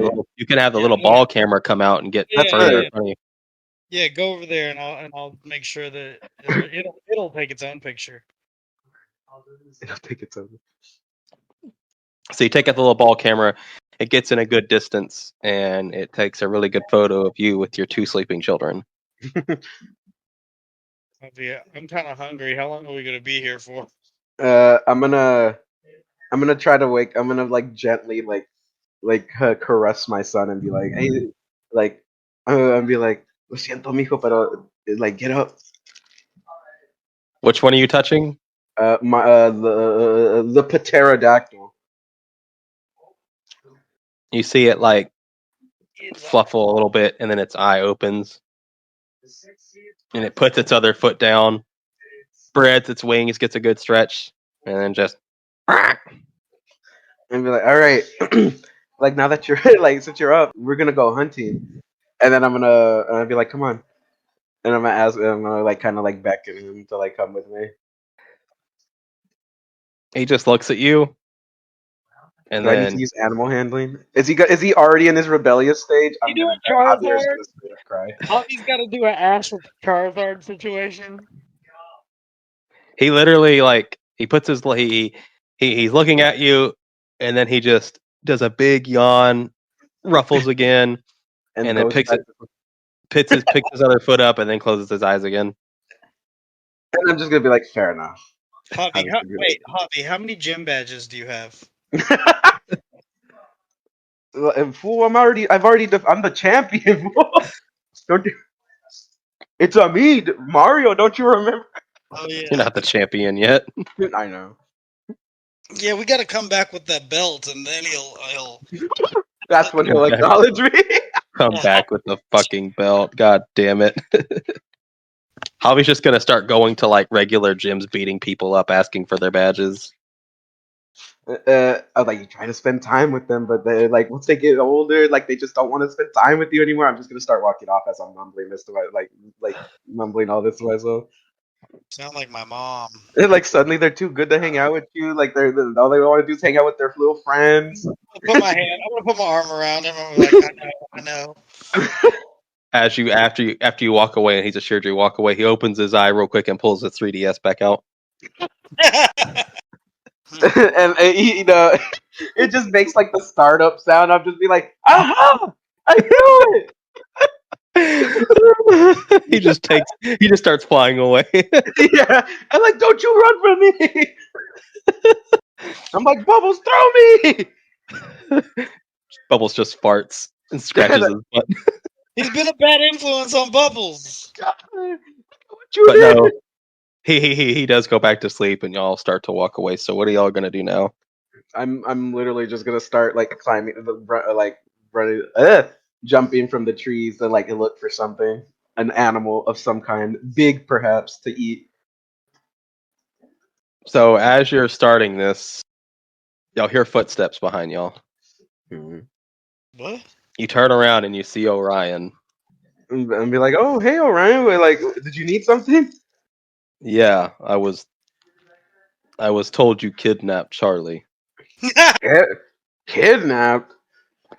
I told them to come with me, and then he came with me. Javi, you see that I start walking over to Orion and I stand behind him. I was just gonna be like a win in Rome, but if you're here to pick me up, then Charlie, didn't you say you wanted to come and visit? Orion's Orion's just like, Charlie, wait in the car. The breakfast smelled really good. Anyway, Orion, There's a Volkswagen behind Orion that I get inside of. and it's just you hearing the muffled screams as Orion talks to Javier. We're both like yelling at each other back and forth. I pull out my 3DS.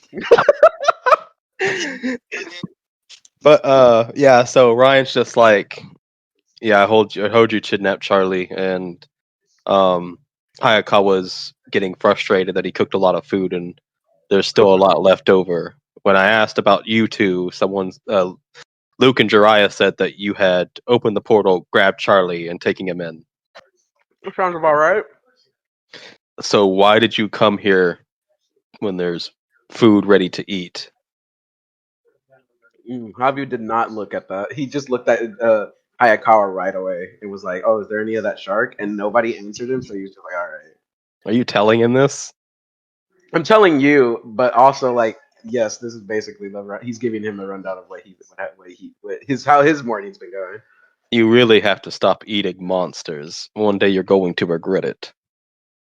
And he's gonna do the pose and be like, "Just build different." You are, in fact, built incorrectly. But there's I a lot never of said food how to be. different. There's a lot of food to be eaten. If you came here to hunt, I'm not going to say you can't, but do it sparingly. There are a lot of animals that depend on the circle of life, and you constantly coming here to eat food and kill things will disrupt that. I've only ever been here to play with my son in bubbles. I've never hunted before in this place. I'm just letting you know now, and I can read your mind. Oh God, Javi's still thinking about how his son just ignored him, and now he's still upset about it. If you're worried about your son and him ignoring you, he's probably just tired, growing and Oh right, how maturing. big is he now? I mean, Last time you said he was as big as a car.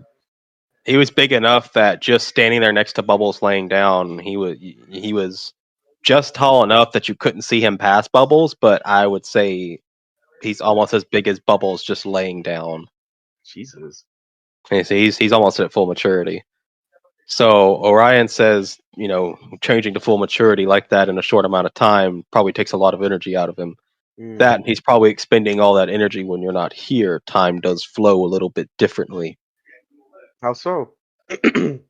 Well, mostly everybody's done eating breakfast, and I came down to check up on everyone, and they said y'all had been gone for 30 minutes.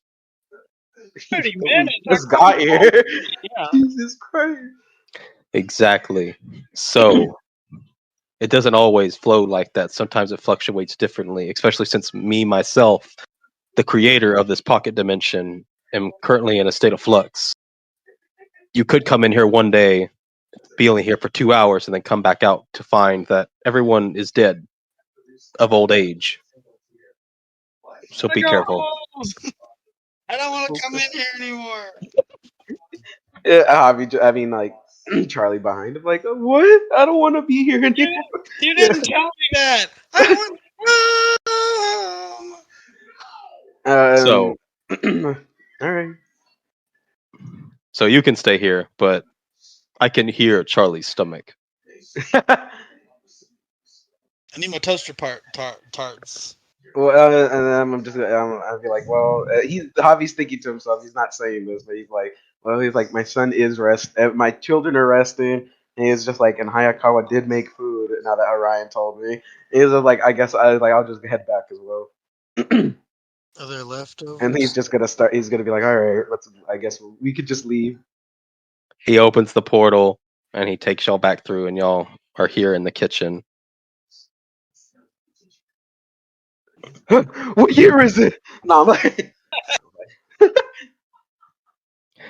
A hologram of Allie appears before you. It's just like, you were gone for so long. Jesus Christ. And Orion just steps through. That's really unnecessary. Can I reheat some stuff? There's still plenty on so that this table has a fun feature, and all the plates y'all have are semi-conductive to a degree, so it kind of keeps the food warm on the table. I'm gonna sit by Hiera, and I'm not thinking because I haven't had etiquette classes, so I'm just shoving food in my mouth. I'm just like, oh, common sense, Charlie. I'm starving. I'm just shoving bacon and toast and eggs and everything in my throat. How is it that Javi's the one with the better table manners? Because he was raised by a Hispanic mother. A single Hispanic mother who had no time for games. Actually, hold on. I forget. I always forget to do this. I'm not going to do it this time because we already established the food is delicious. But I do want to roll culture with the cooking specialization and see how Hayakawa would have done. Okay. I mean, you go ahead and do that just for 14. funsies. Yeah, it would have been okay. The food would have been all right. Yeah. Luke's on his third cup of coffee and is quietly talking with Hayakawa in Japanese about, like, I don't know, probably some older anime. Does anybody want to try to stop Charlie from shoving food in his mouth like a barbarian? No, in fact, Jiraiya is like, Jiraiya, as you're emptying plates, Jiraiya is swapping them with plates with more food. Oh, yeah, I love this dude. Thanks, buddy. Just Luffy One Piece and eating, like One Piece eating. I mean, Charlie's an 18-year-old boy. He's growing. He's got full balls. Oh my gosh. No excuse for bad table manners.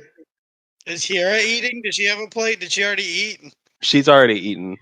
Okay, she's just sitting there watching this. She's actually kind of listening in on the conversation between Jiraiya and, Hayakawa and Luke, and she's kind of interested in what they're talking about. I'm gonna look at the details of the conversation. I'm gonna look at Charlie and be like, "Damn, Charlie! Like my mom would fucking kick my ass if I ate like that at her dinner table." Oh, your mom was abusive like my dad? Luke chokes on his coffee. Yeah. I'm just gonna be like, I'm gonna look at Luke and Jiraiya and Haka and be like, just be like, "No, Charlie." Your mom and my dad would have made a good couple. Just having food in my mouth. Charlie, that's not what I don't think that's what he meant. He had a not fully understanding how things go, but being more open to just speaking her mind is just like, so does everyone else at this table have abusive parents? I'm gonna be like, I only had the mom. I don't know my dad.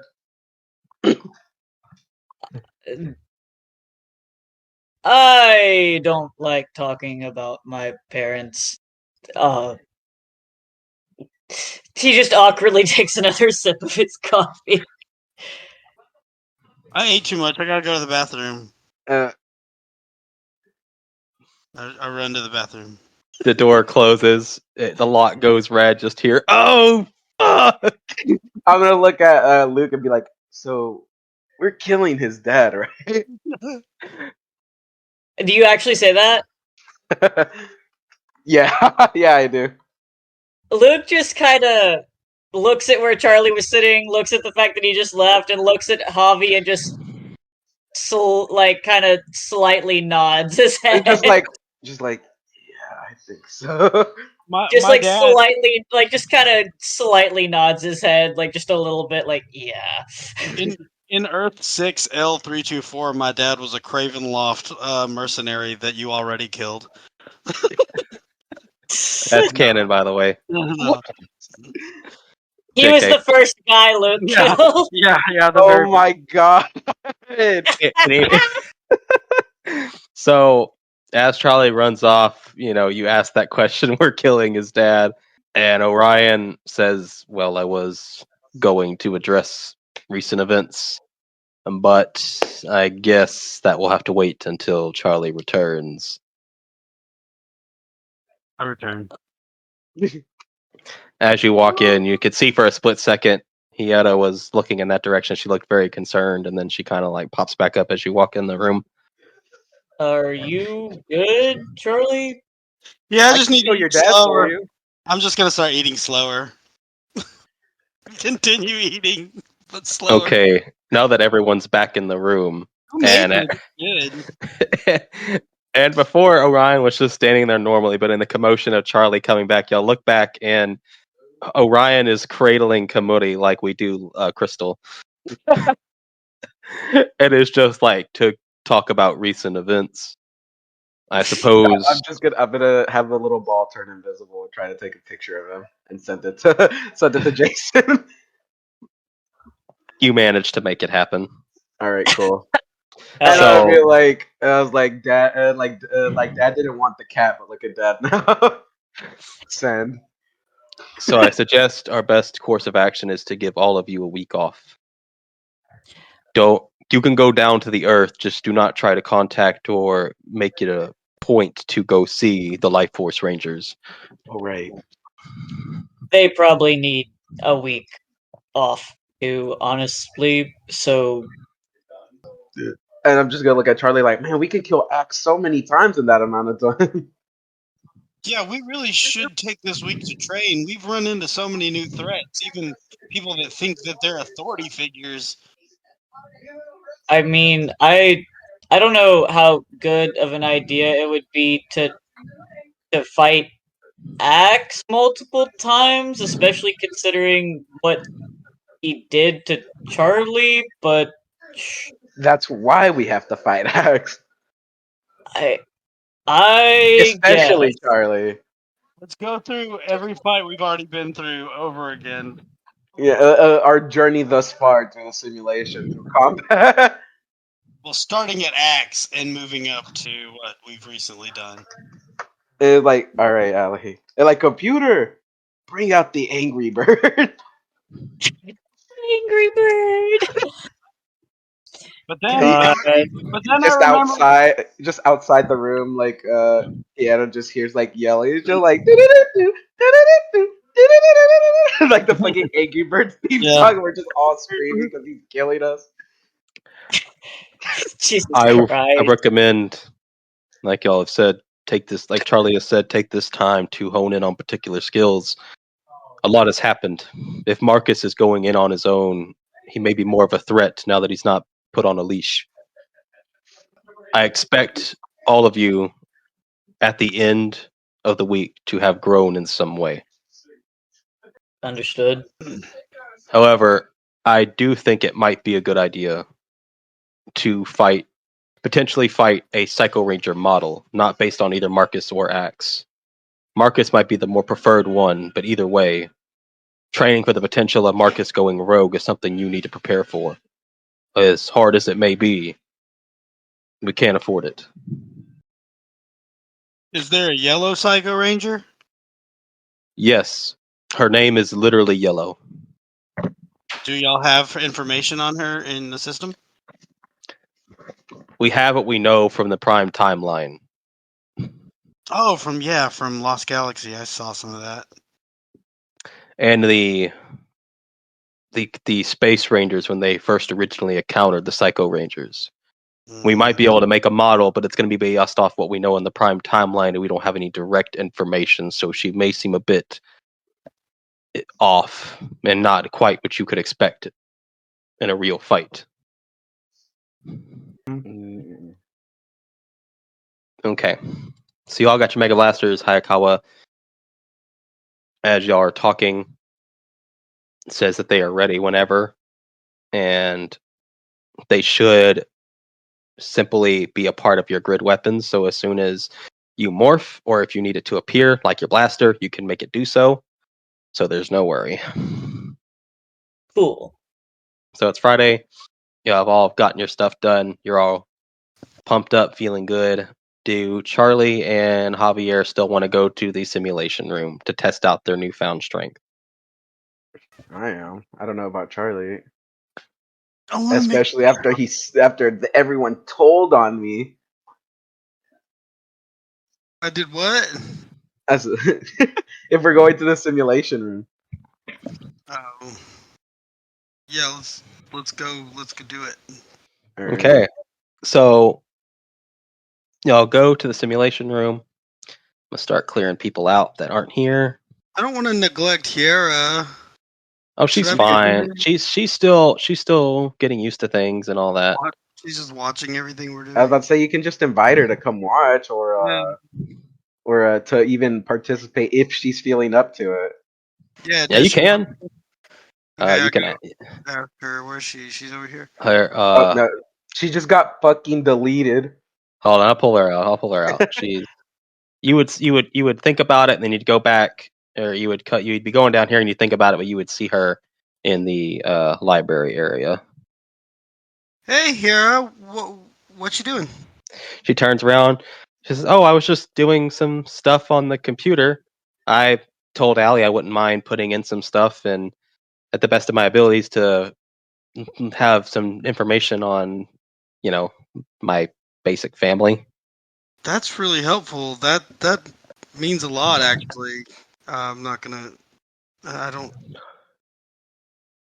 You don't have any sort of like hang-ups about doing that? I don't know. It feels a little bit bad, but then I kind of think about how it would basically cutthroat there. There wasn't really there was rankings and everybody was only trying to prove themselves to the captain, and that meant stabbing someone in the back. That was fair game. So you're kind of. Yeah. Anyway. Hey. Javi and I are gonna go into the simulation room to fight with like a simulated enemy. I didn't know what you were doing. If you're not bored, I mean, you can come check it out. I'm just throwing the invite your way. I mean, if you don't mind, I'm probably not gonna do much. I'll probably just watch you guys. Yeah, that'd be cool. You don't have to participate at all. You can just watch, and if you don't want to, if you're busy with this, you can do that as well. No, I'm not- it's fine. Allie told me basically whatever I'm doing, it doesn't matter. It'll just be the same way I left it. Okay, cool. All right. So she gets up, she scoots her chair in, and she follows you to the simulation room.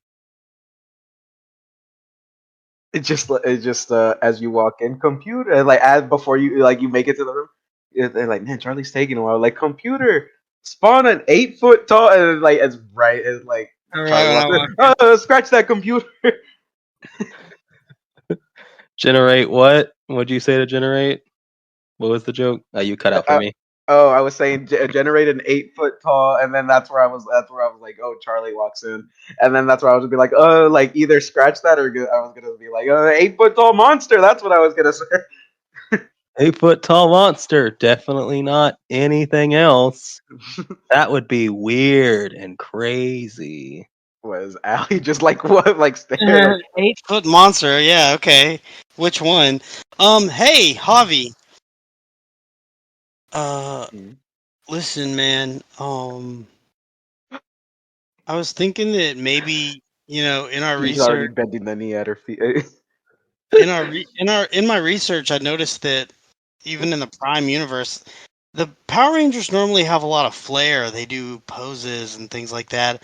I was wondering if you'd want to maybe try to like practice some sort of stance. So like after we morph, we stand a certain way. And is Shouldn't that we weird? get Luke for that? Yeah, we'll incorporate Luke. But Luke is yeah. Maybe we should ask Luke to And join us. Luke's just standing there with like a cigarette. Like that's Luke's pose. Well, both of us are doing Yeah, the well, pose. we're having like a Ginyu Force thing behind. Yeah, That would You be should awesome. feel actually. cool. Yeah, yeah, that would just actually like be that. in the middle with the cigarette, just Sticking like, on on your the helmet. face. Yeah, to the like Yeah. mouth of the helmet. Also, do you think we should even do that because here is behind us? And if we do that, would that look really weird or lame, or would that be cool? Nah, it's gonna be like Videl supporting Gohan being great Saiyan. Yeah, I was just about to say, I think she'd be into it, man. Okay, cool. Do you want to try it? I don't know. I'll just go with your gut on like after we morph, we'll just stand a certain way, and then we'll get into it. All right. I'll try, man. I've never done a pose before. I think I'm gonna do like hold my arms out like this.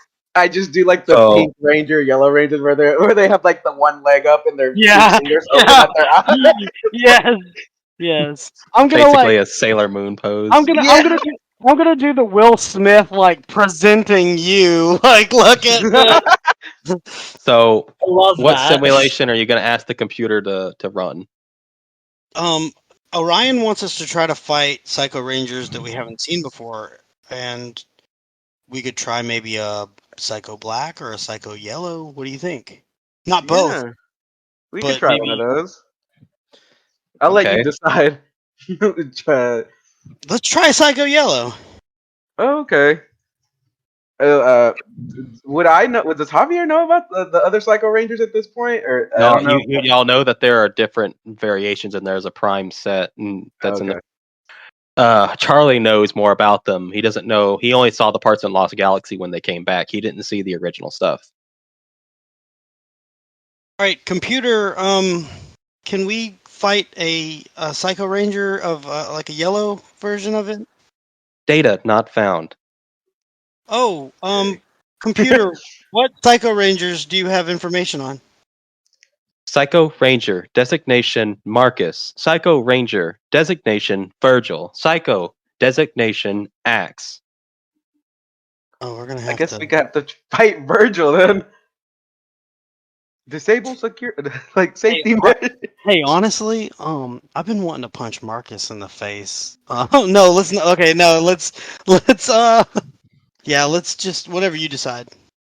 I guess I we'll would- just. I don't know about Virgil, and we've I would- never. I I would think like to get right, right. I don't think we never did a canon fight like in the simulation room of Marcus, did we? I think we said that wasn't canon. The last time we did that.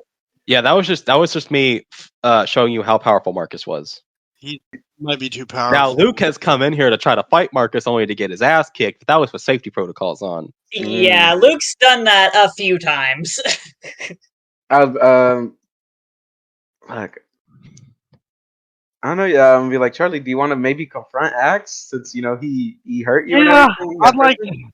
I'd like to try to fight Axe again and see if and if you could do that thing where you get into his head. I wasn't around for that really. I was up in the thing, so Bro, if I I was could just talking actually- shit, fool. Yeah, I just need to learn how to do that and just God. see what happens. So which one are y'all going with? We're gonna fight Axe again.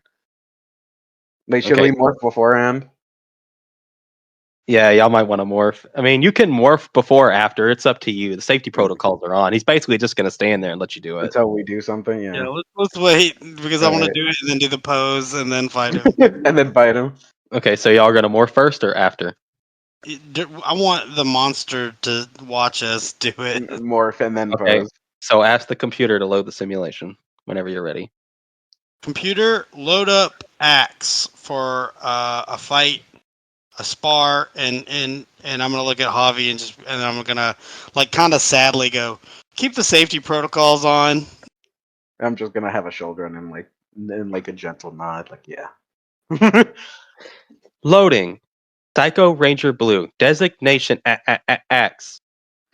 Data What's 100% complete. Safety protocols on.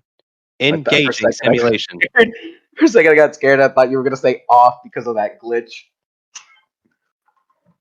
We're like and I was like, oh god. Cue boss music. Computer, cue the boss music playlist I gave you earlier. Here, I'll even, because this is mostly based on your memory, so I'll even do this for you, James. Oh, it's on Charlie's memories. Yeah, it's based on Charlie's memories with X. Are they just gonna be there like, go Charlie? Like, yeah, get him, Charlie. She's gonna be like, oh, she's gonna be amazed. She's like, the room small now, it's bigger. She was like, there's an invisible wall somewhere, and she's literally reaching for the invisible wall that she can't find. How cute! I thought you were gonna be like, like she's just gonna start walking with her hands out, and her face is just gonna hit an invisible wall. And she's gonna see, come on, Charlie, beat his ass. Yeah, Charlie, kick his ass. And she's gonna be like, oh, okay. And she's just gonna go up there, rip his head off. Y'all cheering for Javi too. I'm loving their energy, so I'm just gonna go up there. Yeah, Charlie, fucking kill him. No, you need to go down there. You're part of this too. Yeah, I know. So y'all load up simulation. He's just standing there. He's like the dragon photo where he's just like nonchalantly, but he's got his axe in his hand and he's just looking at y'all. I'm gonna walk up and point and be like, "Your days are over, Axe." It's a simulation. Is Axe gonna respond, or is it just gonna sit there until we do something? He just sits there. My days. You know nothing about my days. Yeah, he's- Javi's gonna be and like, "What? You just sit there brooding all day?" He pulls out a 3DS. he pulls out a 3DS. What is everybody? One. He's got a Um, 3DS and he's got fucking like teenage Ain't clothes on. Yeah, whatever. Jesus. And You then ready, no, Bobby? The emo hair covering one eye of his visor. That would be awesome, actually. All right, Javi, are you ready?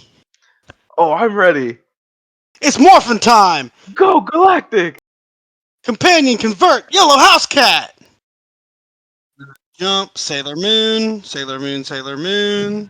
Fuck, what pose? Javi doesn't know what pose to do. He's just kind of standing there awkwardly, and then he's just gonna Okay. aim those. Now just let's just wing it. I'm gonna do I'm gonna put my hands in a M for some reason, and then do a squat. I don't Wait, know you're gonna why. an Like my M? You say? posed my- up. like my like almost like a ballerina thing where my the tips of my fingers are on the top of my helmet. Oh, Like I'm Great Saiyaman. yeah. oh, okay. I'm doing a squat, like a deep squat. Great Saiyaman. You put your hands on a Y and then put your leg out, like Yeah, I'm trying to search up the pose because I don't remember. Or maybe do like fuck, what was the orange haired guys? God, I forgot all their names. Jace. Raccoon. Raccoon, Birder, Yeah. Jace, Ginyu. Yeah, I'll do raccoons. Raccoon! Yeah, just You do well. You do well. So y'all strike a pose, and he just. starts laughing at us. You are stupid. And I mean stupid You're in gonna many ways. bang that axe. I'm like, I hate it. He fucking called me stupid. Bubbles, rip his head off again. Bubbles isn't here. I know. So as he stands up, something weird is happening. Where he was sitting is all glitchy. Oh shit. And as he continues to walk, it's the floor he touches starts to get really bad. Like You know how long I waited. I look at Javi. I'm like, I've never been in a simulation fight before. Is this normal? and I'm just be like, sometimes they do talk, but not like this. This is kind of weird. Whatever. Let's just get ready to fight. Right. I'm gonna have the Quasar Saber ready. Honestly, I couldn't have asked for a better pairing. The little boy, afraid, and you embarrassed me. And then I'm just gonna like relax and have the sword like tip on the ground and be like, "Fool, you kind of embarrassed yourself. That was kind of sad." All this time, I waited for a Blue Ranger. All for you to just show up, saying utter nonsense, and beat me. And you can see his fists start to close as his arms start to tremble. I'm just gonna be like, "Look, man, you just kind of fucked up a lot. Like, I don't know what to tell you. It was kind of sad. It was pathetic, especially when you started healing yourself with your little minions and still couldn't win. Like, I don't think that's on me. That's all you." Yeah. What happens next? It's on me. And unfortunately for you, you walked into a death trap. And then everything, as you start to hear, everything starts to get really glitchy, and you hear error, safety protocols disengaged, max difficulty, threat high. Can you see this? What's going on? Bulk and Skull are just like, we don't know what's going on. We're just simulations. This doesn't look good. Is this part of the simulation? I don't know. Y'all start So next to y'all see what looks like a faint glitching out, and she's just like, "Guys, are you in there? We can't get in. Ah! Something's happening in the system. We're Wait, good." who's saying that? Allie. Okay. You know what?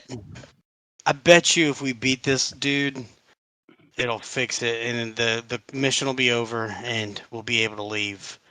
And I pull out my lion blaster, and I'm like, I didn't have this last time. It wasn't ready. And I kind of spin it on my finger. Do I have to roll for that? No. Like a flourish. And I'm No. like, Yeah, since it's your first time doing it, it actually falls off your finger and on the floor. this is something that the Magna Defender would want me to use. And I go, and I look at Axe, and I go, you know what? This is for him. And I pull out my battleizer, pull out the key, and I lock it in. And I'm like, Lion Defender mode! And I just morph into the Defender. And now I'm like, yeah, it's time for him to get his revenge. It's just like, what are you? I'm vengeance. Hey, you remember me? He walks up to you, and what the hell are you supposed to be? You just beat the shit out of him. Don't say anything. So, the weapon of a suicidal lunatic in the hands of a coward. How fitting. Walking into this room, basically a suicide attempt. And it's gonna go through. God, for some reason, all I hear is the yellow hair theme. That just thinking about the world glitching around him. What do you think, Javi? What's the gameplay? Should we get on both sides of him? Should you just try to get in his head? Should we just take him head on? I'm gonna tell. I get one side, you get the other side, and we'll just see how this goes. I nod, and I'm like, let's do it. And they're We like, ready? yeah. Oh fuck, come on here. Okay, so are y'all going to engage in combat? Yes. Yes, we kind of have no other choice at this point. Okay. I'm interested to see if this gets dangerous enough if she jumps in and does something, but we'll see. It doesn't. She doesn't have to, but hopefully we can just fuck this dude up. That would be nice. We'll see next week on Power Rangers Dimension Storm. But real quick, before we do part off, I'm going to give y'all a glimpse of what's on the other side of the simulation room as y'all are in cat. So, as y'all are in the simulation room, Luke, you can put down your token as well. Yeah, we're all out there. Yeah, everybody is here trying to figure this shit out. And from what Allie can see before the data feed was cut off is that y'all came in here and y'all loaded up. Y'all were talking about loading up a psycho program, and as soon as y'all started loading up the program, everything started to get weird. Y'all are fighting a psycho ranger. They don't know what's going on. The door is barred and locked. The only way to get in would be to break it down, but Orion is trying to not do that because that could get dangerous. Him punching parts of the ship open, especially if he does it hard enough, it may go through the next wall. And now there's a giant air thing, and y'all are getting sucked out. Next thing you know, you're dead. Yeah. Oh my Call is there. I He's flipped trying to the help door. Allie to the best of his ability. They're trying to get a feed right now. Allie tried to get in, but she was immediately firewalled out by whatever's in there. And something is happening to the energy of the ship. Y'all are experiencing what? If anything bad happens, I'm gonna feel bad for inviting Hera. Yeah, So- your girlfriend. So in the simulation, it is running very smooth, and y'all feel a powerful presence. On this side of the ship, lights are flickering. The energy fluctuation is really weird, and Dulcina is starting to thrive in pain. Oh shit! Do we not have anything like that can like laser through the fucking wall? I bet you it's those cosmic assholes or this motherfucking. I will steal Javi's arm and beat him to death with it. I Maybe Get rid of him. hyper dick holes or the cosmic dick holes or The cosmic assholes. one of them dick holes. So the part of the ship that is now the simulation room was actually a different room before me and Zordon had finished it. Oh no. This room was originally supposed to be the brig. Oh This no. door is a very solid reinforced steel door, several inches thick. If I were And to, we the only way I could break it down is if I broke it down with my hands. But there's so we also don't have anything strong enough to like It's- cut through it. it's meant to be where anything in there can get locked in and it can't get out. And anything trying to get in there to get something out cannot get in easily. This is like a real episode of Power Rangers where like the simulation room becomes an actual danger and shit.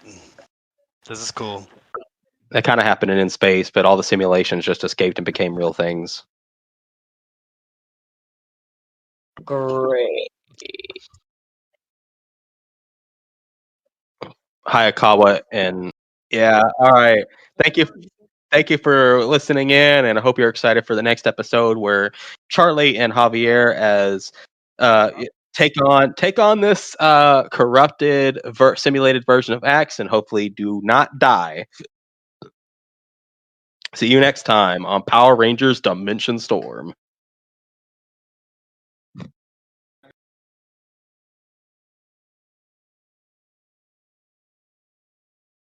Y'all get sucked out. Somebody's jamming our ship in some way from the outside or from the inside. And the fact that Hiera was just on the computer makes me suspicious. Look, Did I at least say that it's not Hiera? Why? A monster was just on the library computer. It's Wow, not okay. Hiera. What? It's Damn. not Hiera. Wow, all right. You really just gonna talk about your girlfriend like that? Jesus. It's Look at what's happening. Somebody. James. This is some James, shit that Alright. happened. listen. James, It's from the listen to inside. my voice. I'm Listen killing to everyone. me. I'm killing Listen everyone. to me. Listen to me. Listen to me. It's not Hiera. Look at what's happening. The call is coming from inside the house. You can't do this shit from the Yeah, outside. the call's coming from inside the house, but it's not her, okay? Oh It's my god. The Lone Ranger's on the ship again. It's God damn Jiraiya. It's Jiraiya. Every time I read his aura, it's Dark and black. That's just the color. I'm killing him and the girl. Billy's aura was blue, but it was Hey. what's the word? Malicious intent. What do And we was- know? What do we know about Kimori? Okay. It's not the fucking cat! Only one cat allowed. God damn it! I'm killing the cat. Okay. I'm going to tell you this. I'm going to say this now. When I let y'all do research about things, when I try to explain things, I do leave information out so that way you actually go and look it up for yourselves like you would for your character. James, when you saw Lost Galaxy, if Charlie really did look at Lost Galaxy, he would know the Psycho Rangers were once murdered and in space, and their Don't spirit. give it away! Don't give it away! No! Okay, No. fine. Well, that's just not fair. Babs knows. I just don't like the fact he's immediately calling Hieta a monster, like a racist. I know, right? That's exactly what I was thinking too. I'm like, that's kind of fucked up. Dulcina's doing this. And also blaming Jiraiya all because his aura is a black color when I've specifically said hey. color doesn't matter. I can find a reason to blame all of you. Javi did this. He thinks he's doing this to make me stronger. And it's not. And you already kidnapped me once today. I'll team up with the Axe simulation and we'll fight you. No. And then I'll just be like, ha, the boy is to die first then.